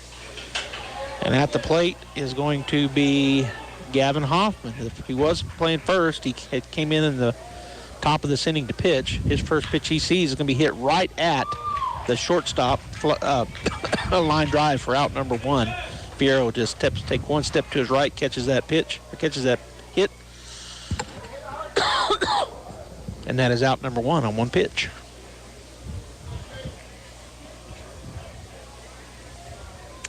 That brings to plate Chase Tyler, the left fielder. First pitch he sees, swung on, fly ball out to right field. Backing up and now coming in hard is Seth. Oh, and he dropped it.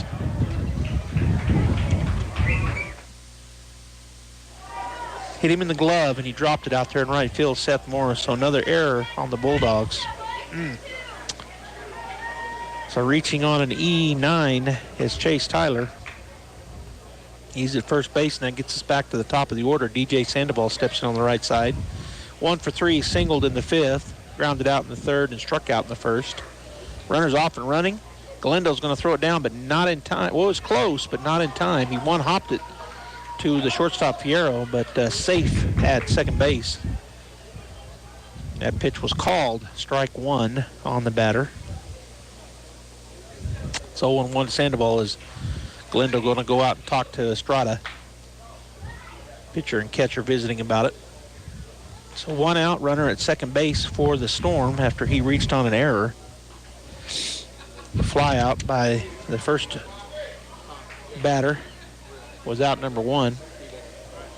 Estrada comes set, out of the plate. Curveball. Misses high for ball 1.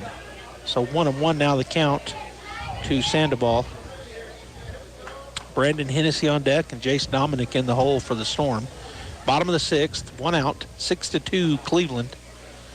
Nia Estrada comes set, takes a look back. The runner's going to run, straight steal. Galindo bobbles the ball, unable to make a throw. In the exchange, he tried to come out and throw it from his knees, and he kind of bobbled it in his right hand. So the runner safe at third base is Tyler, the left fielder. That was called a ball, so 2-1 now the count to Sandoval. Here's the pitch, swing and a foul tip it straight back for strike 2. That just cleared the helmet of the catcher, Galindo. He fouled it straight back, went right over the shoulder of the umpire. So 2-2 the count with 1 out. As Estrada from the stretch. Galindo gets him his pitch. He comes set. And the 2-2. A step towards third and toss it over there. Got Rodriguez was nowhere near third base. He ran towards it and caught the ball.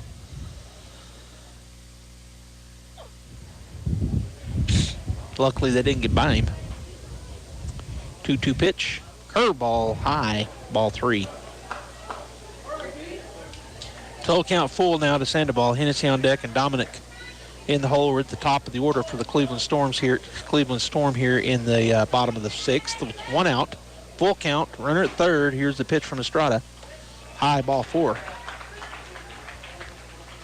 So the first walk issued by Estrada, he got a fly out the very first pitch of the inning, and then he got what looked like to be a fly out the second pitch. So 2 pitches and 2 pop flies, the second of which was dropped by the right fielder. So that error has that runner now down at third base because he stole second and third. And then the walk issued to Sandoval. So Hennessy at the plate. He is 0 for 2 with a walk and a run scored. Now, toss it over to third base, does Estrada. The center fielder, Jace Dominic, on deck, and the DH, Braylon Elsie, in the hole here for the Storm. Bulldogs had something similar to this happen in Hobbs. They were winning and had a bad defensive inning with several errors, and the Storm able to capitalize and ended up winning that game. Now the throw over to first, not in time.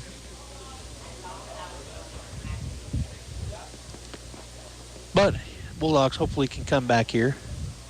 Down 6-2 in their first game of the South Puentes tournament here in Rio Rancho High School.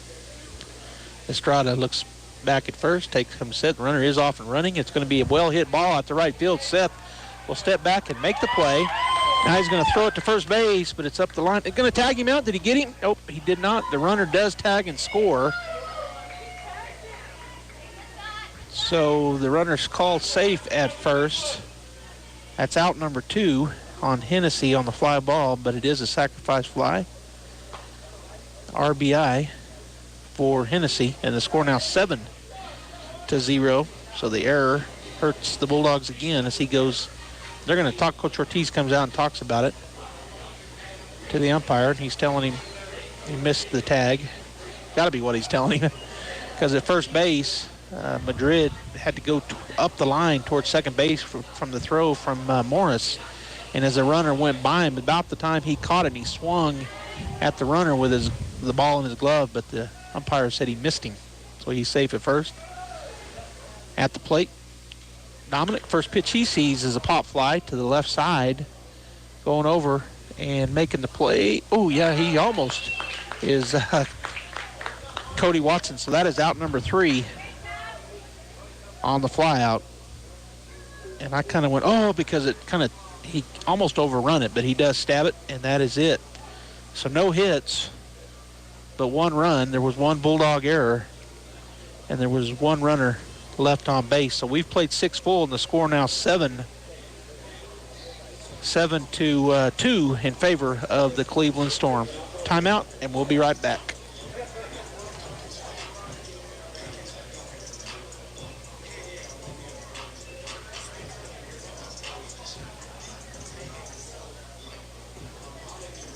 It's Chevy Truck Month at Guy Chevrolet Company in Artesia. Right now, take advantage of 0% APR for 48 months, plus a $1,000 accessory allowance when you purchase eligible GM accessories. We invite you to come see us today for a quick, hassle-free buying experience and drive home your new Chevy, Buick, or GMC, or one of our hand-picked pre-owned vehicles. Visit GuyChevy.com or come see us now at Guy Chevrolet Company on the corner of 1st and Main in Artesia. On approved credit, must finance with GM Financial. Offer ends April 2nd, 2022. To plant or not to plant? That is the question. Hi, this is Jim Gill from Roswell Seed Company. Our tomato plants and pepper plants are ready to go. If you plant them now, you might have homegrown tomatoes and peppers before anyone else, or the frost might kill them. As Clint Eastwood would say, do you feel lucky? You'll either be the smartest gardener in the county, or you'll get to replant them all over again.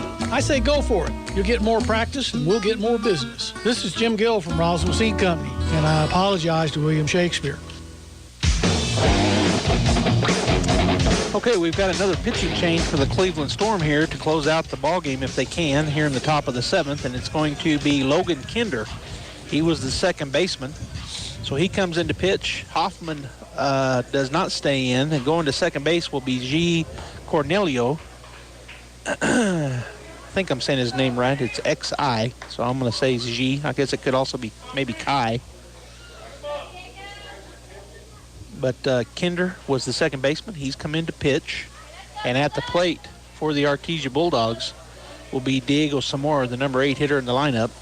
He is 0 for 2 with a pair of strikeouts. So he steps in here for the first time against Logan Kinder. Here's the pitch. Strike one called on the upper end of the strike zone, but called strike. So 0-1 the count to Zamora. On deck is Cody Watson, who's moved over to right field for the Bulldogs. Here's the pitch, called strike two, just a fastball right down the middle. And Diego didn't take a cut at it, so 0-2 the count quickly as Logan Kinder moving fast here. That pitch just missed down. I thought he was going to ring him up. That was another fastball, ball one. That, to me, was too close to pass. But he was able to not swing at it, so 1-2 the count. Another one straight down the middle, called strike. But what did I miss here? One of those he must have called a ball. It's 2-2. I had it at 0-2, so 2-2 the count. My mistake. Here's the pitch.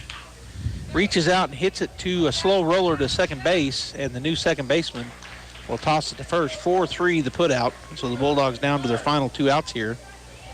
You got to get 5 runs to keep this game going into the bottom of the 7th. At the plate, number 7, lefty Cody Watson. Cody is 1 for 2. He singled back in the 3rd, struck out in the 5th, and of course he'll see the new pitcher Kinder for the first time. Curveball down and in to the left-hander for a ball, 1-0. On deck is the top of the order, shortstop Devin Fierro, and in the hole Nathan Taylor, the DH for the Bulldogs, as Kinder takes a step off. Now he'll reset. Here's the wind and the pitch. Away and high for ball 2 to Cody Watson. 2-0.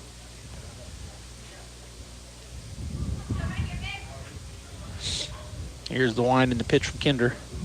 Swing and a miss. Good fastball. Good cut, just a little behind him. 2-1 now the count.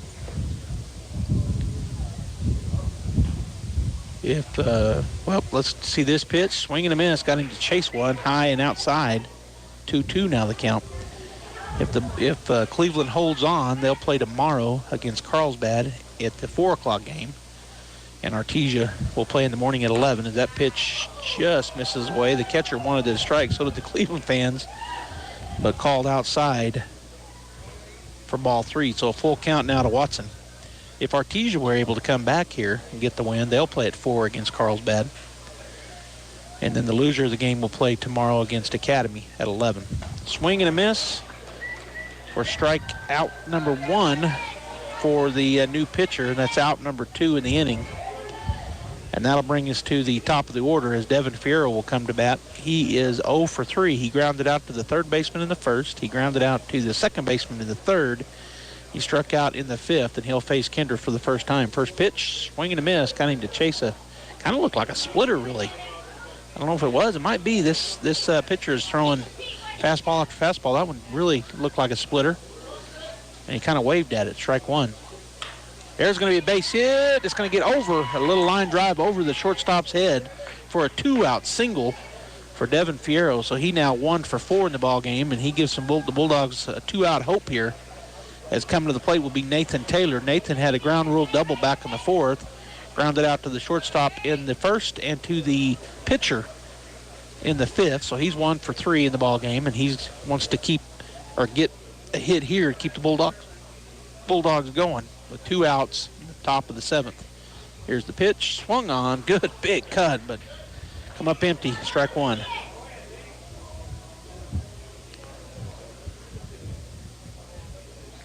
So Taylor, the left-hander, stepped back in against the righty Kinder. From the stretch to the set, now the pitch way outside and high for ball 1. 1-1 now the count. Davian and Molina on deck, and Josh Madrid in the hole for the Bulldogs, and they got to keep batting here. Got a big 2-out rally as Kinder from the stretch again comes set. Pitch misses away. Ball 2. So 2-1 to Taylor.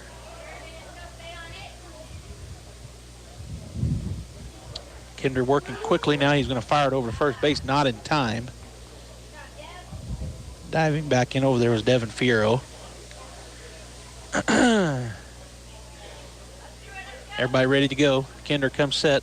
Now the plate. Swing and a miss. Taylor, a big cut, but come up empty once again. So 2-2 now the count.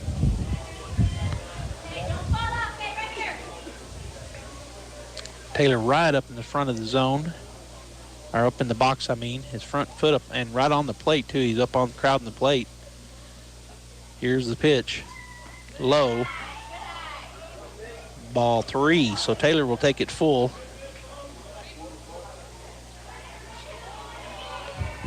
Runner should be off and running here with 2 outs. Fierro over on first base. Kinder, the pitcher, will take a peek. Now the plate runner is running, and he does check his swing. Taylor is safe. That should be a walk. Ball 4. That's a walk. He did check his swing. The umpire in the field says safe. So Taylor draws the 2-out walk, and the Bulldogs remain alive here with a single and a walk with 2 outs. And to the plate comes Davian Molina. He is 1 for 3, singled in the 4th. He struck out in the 1st and flew out an inning ago to lead things off. So he wants to keep it going here, the lefty. Runners at first and second. First pitch from Kinder. Swung on. It's a little nubber to the first baseman, and he will field it and step on the bag. So unassisted, and that will end the ball game. The Artesia Bulldogs get 1 hit, but no runs, no errors, and 2 men left on base. So the ball game is over. The Cleveland Storm will beat the Bulldogs 7-2. I'm going to take a break, and when I come back, we'll have some final stats here. The big one, 7-2, Bulldogs go down. We'll be back. Guy Chevrolet postgame show up next. It's Chevy Truck Month at Guy Chevrolet Company in Artesia. Right now, take advantage of 0% APR for 48 months, plus a $1,000 accessory allowance when you purchase eligible GM accessories. We invite you to come see us today for a quick, hassle-free buying experience and drive home your new Chevy, Buick, or GMC, or one of our hand-picked pre-owned vehicles. Visit GuyChevy.com or come see us now at Guy Chevrolet Company on the corner of 1st and Main in Artesia. On approved credit, must finance with GM Financial. Offer ends April 2nd, 2022. At Artesia General Hospital, we empower women to live their healthiest lives. Our women's health services offer a growing team of providers equipped with innovative technology like 3D mammography and committed to caring for you with the sensitivity, compassion, and excellence you deserve. Online appointment requests and walk-in visits offer convenience for your busy schedule. And our newest nurse practitioner, Lori Crockett, has specialized training in women's health, contraception care, and menopause care. Request your appointment today at artesiageneral.com/women. Innovation, service, integrity, and knowledge. J.S. Ward & Son Insurance Agency. Auto and home, life and health, personal and commercial. Bonds too, since 1925. We have the coverage for you.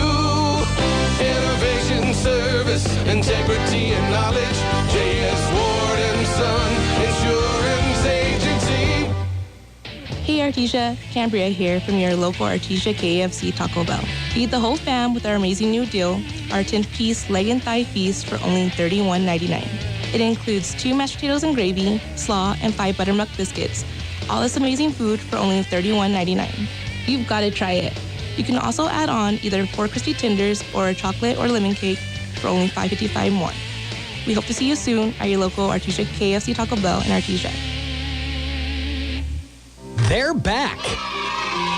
The Yucca Blossom Trade Show is back and even bigger and better for spring. Saturday and Sunday, April 2nd and 3rd. It's the Yucca Blossom Spring into Action Trade Show at the Eddy County Fairgrounds in Artesia. Even bigger than ever with 100 booths in 2 buildings at the fairgrounds. And there's lots of activities for the entire family, including the Runyon Ranch Petting Zoo, MJWZ barrel cars, a cornhole tournament, jumpers, face painting, and more. Plus, the food. Some of the best and most popular food trucks will be on hand so you can spend the entire day. Don't miss it. 9 a.m. till 5 p.m. Saturday, April 2nd, and 11 a.m. to 4 p.m. Sunday, April 3rd at the Eddy County Fairgrounds in Artesia. The Yucca Blossom Spring into Action Trade Show. Don't miss it. Find Yucca Blossom Trade Days on Facebook to see some of the amazing one-of-a-kind items available to you during the Yucca Blossom Spring into Action Trade Show, April 2nd and 3rd. This invitation paid for by Holly Frontier Navajo Refining Company, a proud member of our community. All right, Bulldog fans, we're here on the Guy Chevrolet postgame show. The Artesia Bulldogs go down to the Cleveland Storm. The final score 7-2. Austin Barella will get the win for the Storm. Gavin Hoffman and Logan Kinder also pitched. Kinder gets the save. The PA talking about getting a hot dog combo meal for all the players that just finished the last game. So the winning pitcher, Austin Barella, for the Cleveland Storm, they get their 7 runs, 6 of them in the 5th, 1 in the 6th off of 5 hits. There were 3 costly Bulldog errors, and there were 5 men left on base for the Storm.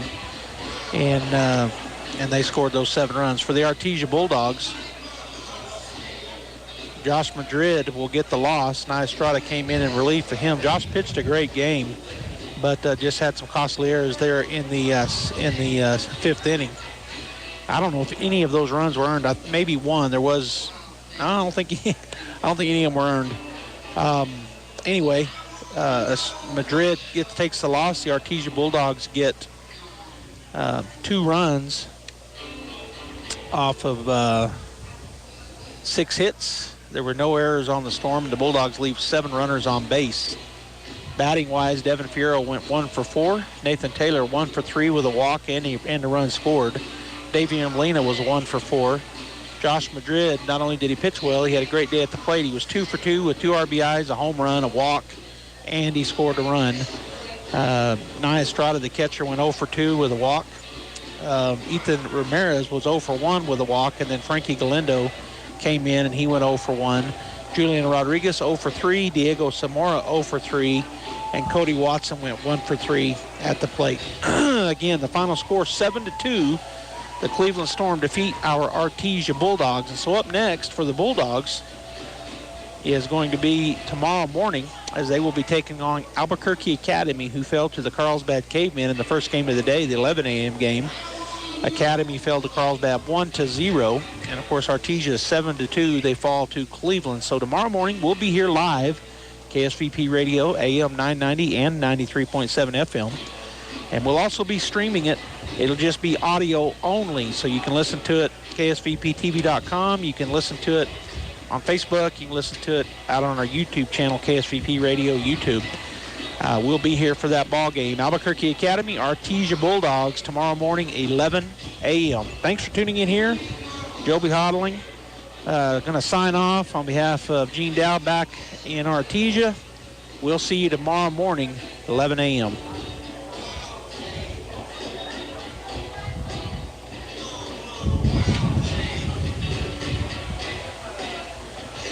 That concludes this broadcast of Bulldog Sports on KSVP AM and FM and at KSVPTV.com. Bulldog Sports on KSVP AM and FM and KSVPTV.com is presented by Eastern New Mexico University Roswell, Artesia Animal Clinic, Artesia Ford Sales, J.S. Warden Sun Insurance, La Fonda, Sandy Stockton, and State Farm of Artesia, Smile Expressions, Artesia Family Healthcare and Presbyterian Medical Services, Artesia General Hospital, Roswell Seed, Guy Chevrolet, KFC of Artesia, Moppin and Brown Dentistry, Pop's Diner, Forest Tire, Western Bank of Artesia, Artesia Credit Union, Pecos Valley Equipment, Oasis Computers, Eastern New Mexico University, Catalyst Church, Brandon Williams and Farm Bureau Insurance, Cisco Equipment, Artesia Plumbing and Heating, TMJ Auto, New Hope Baptist Church, H&R Block of Artesia, Castle Rentals, Kane Electric, Frost Mortgage, Incredible Printing, Bobcat Auto, and Tate Branch of Artesia. Thanks for joining us for this presentation of Bulldog Sports on KSVP AM and FM. We now return you to your regular scheduled programming. .org. Brought to you by Autism Speaks and the Ad Council. NASCAR champion Bobby Labonte here with my brother Terry and my nephew Justin. You know, every sport has its essential safety gear. For racing, we wear helmets, fire retardant suits, and Nomex gloves. For fishing, waterfowl hunting, and boating, we wear life jackets. After an intense race, there's nothing more relaxing than fast fishing. Or a little duck hunting on the lake. But we're the first ones to tell you, on the track or on the water, accidents happen fast. In a crash, there's no time to put on a helmet. And when a boater capsizes or is thrown from the boat, there's rarely time to reach a stowed life jacket. But today's life jackets are lightweight and comfortable. Fishing or hunting, they don't get in your way. That's why you won't catch a Labani on the water without a life jacket. Don't let us catch you either. Remember, you're in command. Boat safely. This message brought to you by the United States Coast Guard. For more information on boating safety, visit www.uscgboating.org.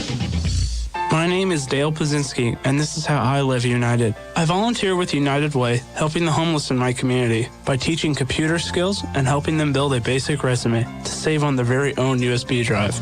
It's huge when somebody says, "Hey man, that job that you helped me apply for, I got it." My name is Dale Pazinski. I help people achieve financial independence. So I don't just wear the shirt, I live it. Give, advocate, volunteer, Live United. Go to liveunited.org. Brought to you by United Way and the Ad Council. This is All Hands Radio News. I'm Petty Officer Liz Vlahos. If you think construction is a challenging endeavor on land, imagine doing it underwater. Chief Petty Officer Lynn Rodriguez takes us into the world of a CB diver. When I'm getting ready to dive, I'm nervous, I'm excited, my heart starts racing, and I just hope that I get the job done and the weather and the water's cooperating with us. I am Chief Petty Officer Lynn Rodriguez. I am a Navy construction electrician and CB diver. We do underwater construction, we do demolition, build boat ramps, mooring inspections, cable inspections. Depends on the job and the location. We do some salvage, debris removal, depending where it's at. Underwater when I'm working, I feel good. I feel like it's just a way for me to get to work.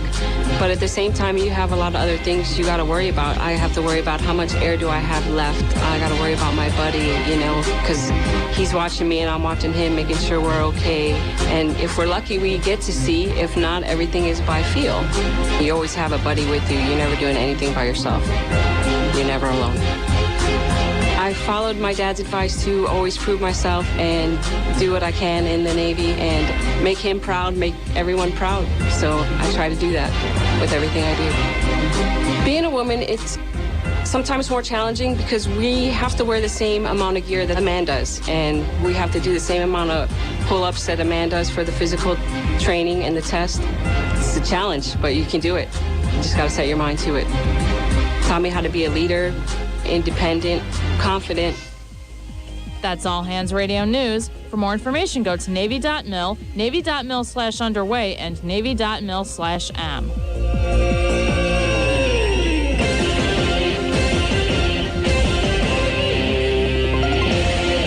KSVP AM 990 and 93.7 FM.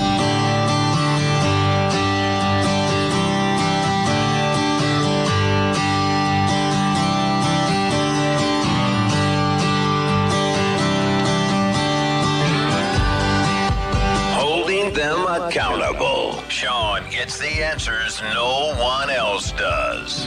America deserves to know the truth about Congress. All right, 25 to the top of the hour. I thought Marsha Blackburn, didn't you think so, Linda, answered every question? Very reasonable.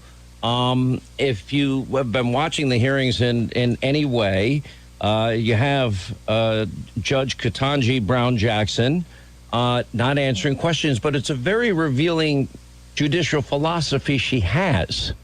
And there is an agenda here. And all the money and all the left-wing groups have gotten behind her, and there's a reason for it, is that they fully anticipate she will be a hardcore leftist judicial activist on the bench, and it's a lifetime appointment.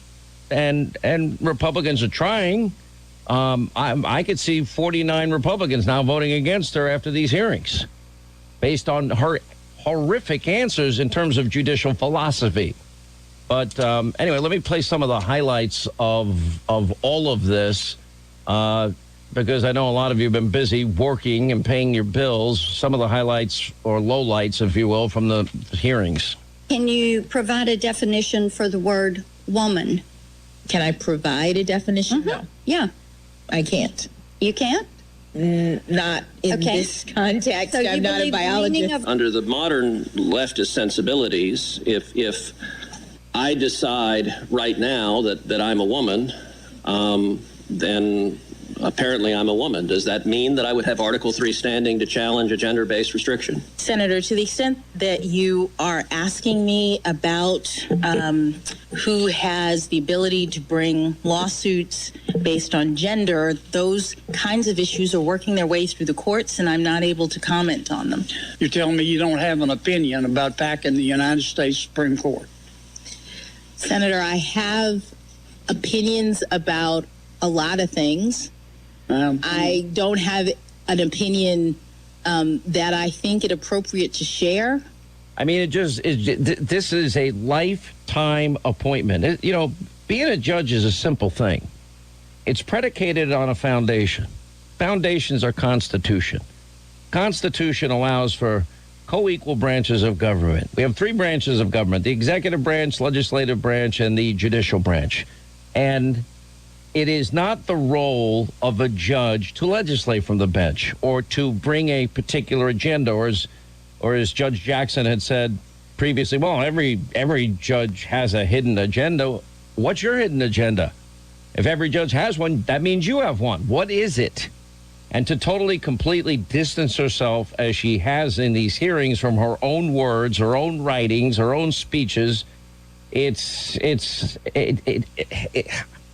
have to, as I said to my kids when they're not telling me the truth, I say, stop, you're not good at it. This is a prepared, planned answer for every question, and I do not believe this is how she will act on the Supreme Court. And I also think, to your point, one of the most important things that we need to address is this is a person, she's not hiding what she thinks. She has never hidden what she thinks. And, she's makes this grandiose... Actually, she sounds a lot different during these hearings than she does in her rulings and writings. Well, this is my point, though. She's not hiding it. She's put it out there. But she knows that the majority... Not only that, but the majority of people are too lazy. They're not going to go back and do the reading. This takes me right back to when Barack Obama ran for office, and we talked about Dreams of My Father and Audacity of Hope. And we read both books. We transcribed the audio tapes, which actually didn't match the books. White folks' greed runs the world in need. Yeah, we played that quite a bit. But I'm just saying, nobody read it. So when we quoted it, people would say, that's not true. He didn't say that. That's racist. Yeah. Exactly. So the problem now where we're at is, instead of basing anybody's qualifications on merit, we base them on race and gender. I don't ever want to be hired because of my race or my gender, and I don't ever want to be not considered because of my race or my gender. And I think that's the place where we want to be. And if you hire the most qualified person, and exactly in this case, Joe Biden said that he would absolutely pick a minority woman to the Supreme Court, an African-American woman to the Supreme Court. I think the criteria should be the most qualified person, whoever that happens to be. Doesn't mean that there aren't qualified African-American women. I mean, her credentials are impeccable. Her personality But the whole point is, if she's qualified and she's the best person, she would win out of any pool of candidates. So what we're saying is... Correct. But you see identity politics injected into the process. And it's very, very upsetting. And I think it's really upsetting for, our future generations who are watching the process, that asking a question of someone, why did you rule this way? I guarantee you, if we did a man on the street, we asked people, how many Supreme Court justices are there? Most people don't know. Oh, they won't. If you ask them to name them, it won't happen. Let's check in with Scott. He's in Marsha Blackburn's state of Tennessee. Scott, how are you? Glad you called. Thanks for being with us. Thank you, sir. It's a pleasure speaking with you, a long-time listener. What's going on? Thank you. Could you please explain where's our representation from our congressmen, senators, and some of the governors that's allowing President Biden to make these deals, executive orders, mandates? Where's the balance and checks our forefathers fought and died for and gave us the Constitution, Bill of Rights, that we're just throwing out the window? And Well, you got to remember, elections matter. And right now, the government is run by one party, the Democratic Party, the House, the Senate, the White House. That party is run by climate alarmist religious cult members, the new Green Deal socialists that run the Democratic Party. And if you're asking if, for example, what's more important, quote, climate issues or lowering the price for the average American, now that we have record gas prices, they're going to pick climate. And you say, Hannity, you're making that up. Jennifer Granholm said it. Others have said it. Joe Biden promised it before he ran for office. This is what he ran on. I'm going to eliminate, I'm going to end it. I've played that montage many times. And so this is who they are. You know, the fact that we have more natural resources available to us that would easily supply our country and other countries, allied countries, for example, in natural gas, 200 plus years, over 100 plus years with oil. You know, that gives us plenty of time to come up with new sources of clean energy and new technologies, but they don't exist right now. So they're not living in the real world. So they'd rather you pay more for gas, and they're saying it. And they choose a 40-year inflation high. They choose to compromise national security. Remember, if we're energy independent, we don't have to worry about Iran, the Straits of Hormuz. We don't have to do a deal with Iran. We don't have to suck up to the murdering thug dictator in Venezuela. We don't need to beg OPEC.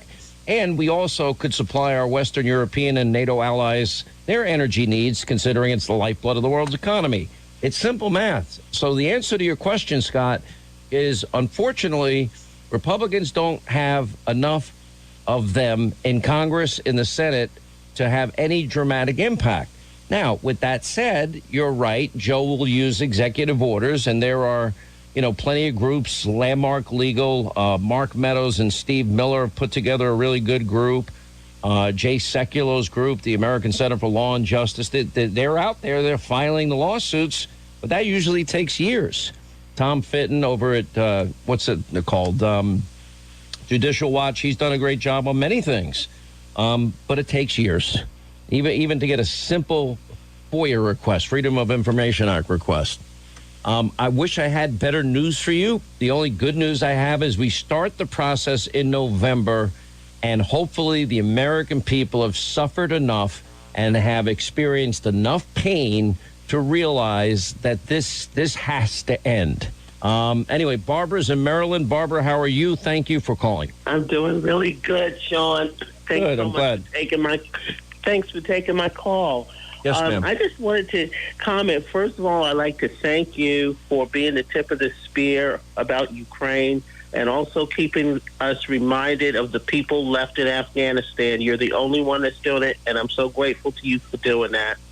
Well, you know what? I wish I didn't have to, but this is the world with a weak, frail, cognitive mess as a president. You're not kidding. It's really something that you and Linda would that you were talking about Obama, because that's when I first, around when I discovered you in 2007, and you did, went through his ideology in the book, and that is exactly what we're looking at right now with this hearing. I've been fascinated to watch it, and what's fascinating about it to me is that you can see it.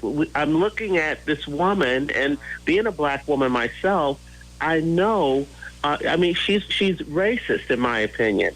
Her opinions and the things. She's not just using the Constitution, and I can understand having some compassion for some criminals, but I don't understand her reasoning, especially regarding the pedophiles and giving these people light sentences when they really shouldn't. She's referring to children as being the peers, 8 and 9-year-olds that are in the porn, that they're the peers of the 18 or 19-year-olds who have them. That they're not peers. That's a grown man with little children's pictures, and that's just not.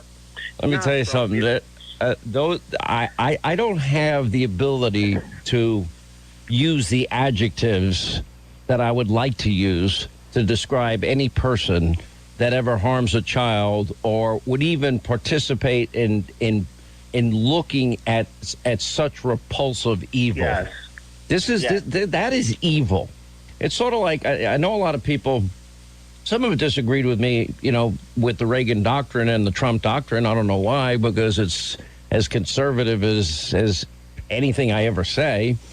And the idea, when I see dead children in the street, dead women in the street, when I see cities like Mariupol, just the whole city's wiped out. They wiped out a city, indiscriminately bombing everything and anything. And I see human evil in our time, and people complain that I'm suggesting that we arm the Ukrainians who have shown incredible strength, valor, courage on the battlefield and have been effective as hell, and we're not doing enough fast enough. And if we don't move, armed to the teeth, Sean, I would agree with you on that. They should have been armed to the teeth. Yep. All of those things that were left on the ground in Afghanistan should have been sent or flown into the helicopters, the planes. All of those could have been in Ukraine, and they could have been in Ukraine months and months ago, long before this happened. Well, as the buildup started, NATO should have gotten together and said, we better get ready. And by the way, there's now a buildup of troops on the border of Ukraine and Belarus. And if we don't take that seriously, that's going to be another error. To be honest, I am beyond impressed at how the Ukrainians have been able to, with an insurgency strategy, battle Russia as effectively as they have. I'll be honest, I'm surprised. But they got a lot of heart, and that's what it takes. It's their country. Courage. It's their country, and it's the same thing that we would do because we're armed, and that's one of the reasons why in this country we're not going to be taken lightly. So being armed and able to protect yourself, but also loving your country and loving freedom. They are freedom-loving people, and I applaud them. I'd just like to say one last thing, if I could, about this Judge Jackson. I keep getting her name mixed up. I just feel like I have to say sorry, Ms. Jackson, but you're just not for real. I think the Marxists have endangered our country. They have been doing this for the last 20 years or more. The ideology that's in the classrooms now, we need to get our children out of public schools. Every candidate that's running in the Republican Party should have school choice at the top of their list. School choice, school vouchers, and save our children. Women are going to be destroyed by this mess that's going on. Women's sports is going to be no more. We're not going to have women's sports if we don't put a stop to this. Well, listen, this is personal for me because, I have members of my family that are high-level athletes. And Title IX has been very effective in creating an equal playing field for women, in large part because there's no women on large football teams or basketball teams. And so it has created opportunities for young women to get into colleges and compete in the sports that they dedicate, a decade of their life at least, training for. But anyway, Barbara, I could talk to you all day. Great call. Thank you for being with us. 800-941-SEAN is our number. You want to be a part of the program. We have an awesome Hannity tonight at 9. I'll tell you about that in a minute. All of us every day are putting our personal information at risk on the internet. Now, these cyber attacks are evolving. They're getting more sophisticated. They're getting more elaborate. Help yourself. Always use two-factor authentication. Create unique passwords for every account. LifeLock.com sees all of the threats we ourselves will miss. They'll scour the dark web to see if any of your personal information is already compromised. If it is, you get an alert. If your identity is stolen, you will have access to a dedicated restoration specialist that will help you. But by the way, they have a low annual rate, LifeLock by Norton. And if you go there today, call 1-800-LifeLock or go to LifeLock.com. You can save an additional 25% off their already low price off your first year by using the promo code Hannity. 1-800-LifeLock, LifeLock.com, promo code Hannity. Protect your good name and reputation and your finances and your credit score. LifeLock.com.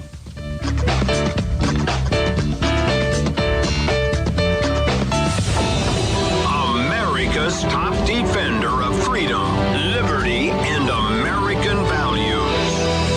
This is the Hannity Show. KSVP AM 990 and 93.7 FM. Novo Platform Inc. is a fintech, not a bank. Banking services provided by Middlesex Federal Savings, FA. Member FDIC. Terms and conditions apply. You're making something new with your business. To support you, Novo built a new kind of business checking. Instead of a one-size-fits-all approach, Novo is customized to your business to save you time and free up cash flow. Sign up for your free business checking account right now. Plus, our listeners get access to over $5,000 in perks and discounts at novo.co/liberty. novo.co/liberty.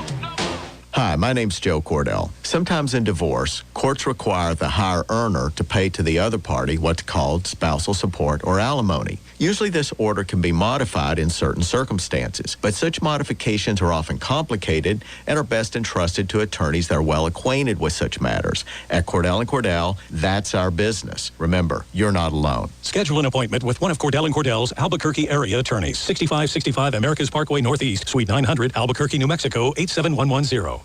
David writes to us in Psalm 55:2, "Give your burdens to the Lord, and he will take care of you. He will not permit the godly to slip and fall." How many times do you feel yourself feeling frantic due to your circumstances? We often look to our own strength when life gets tough, and immediately we feel defeated. Look at this verse that David writes to us.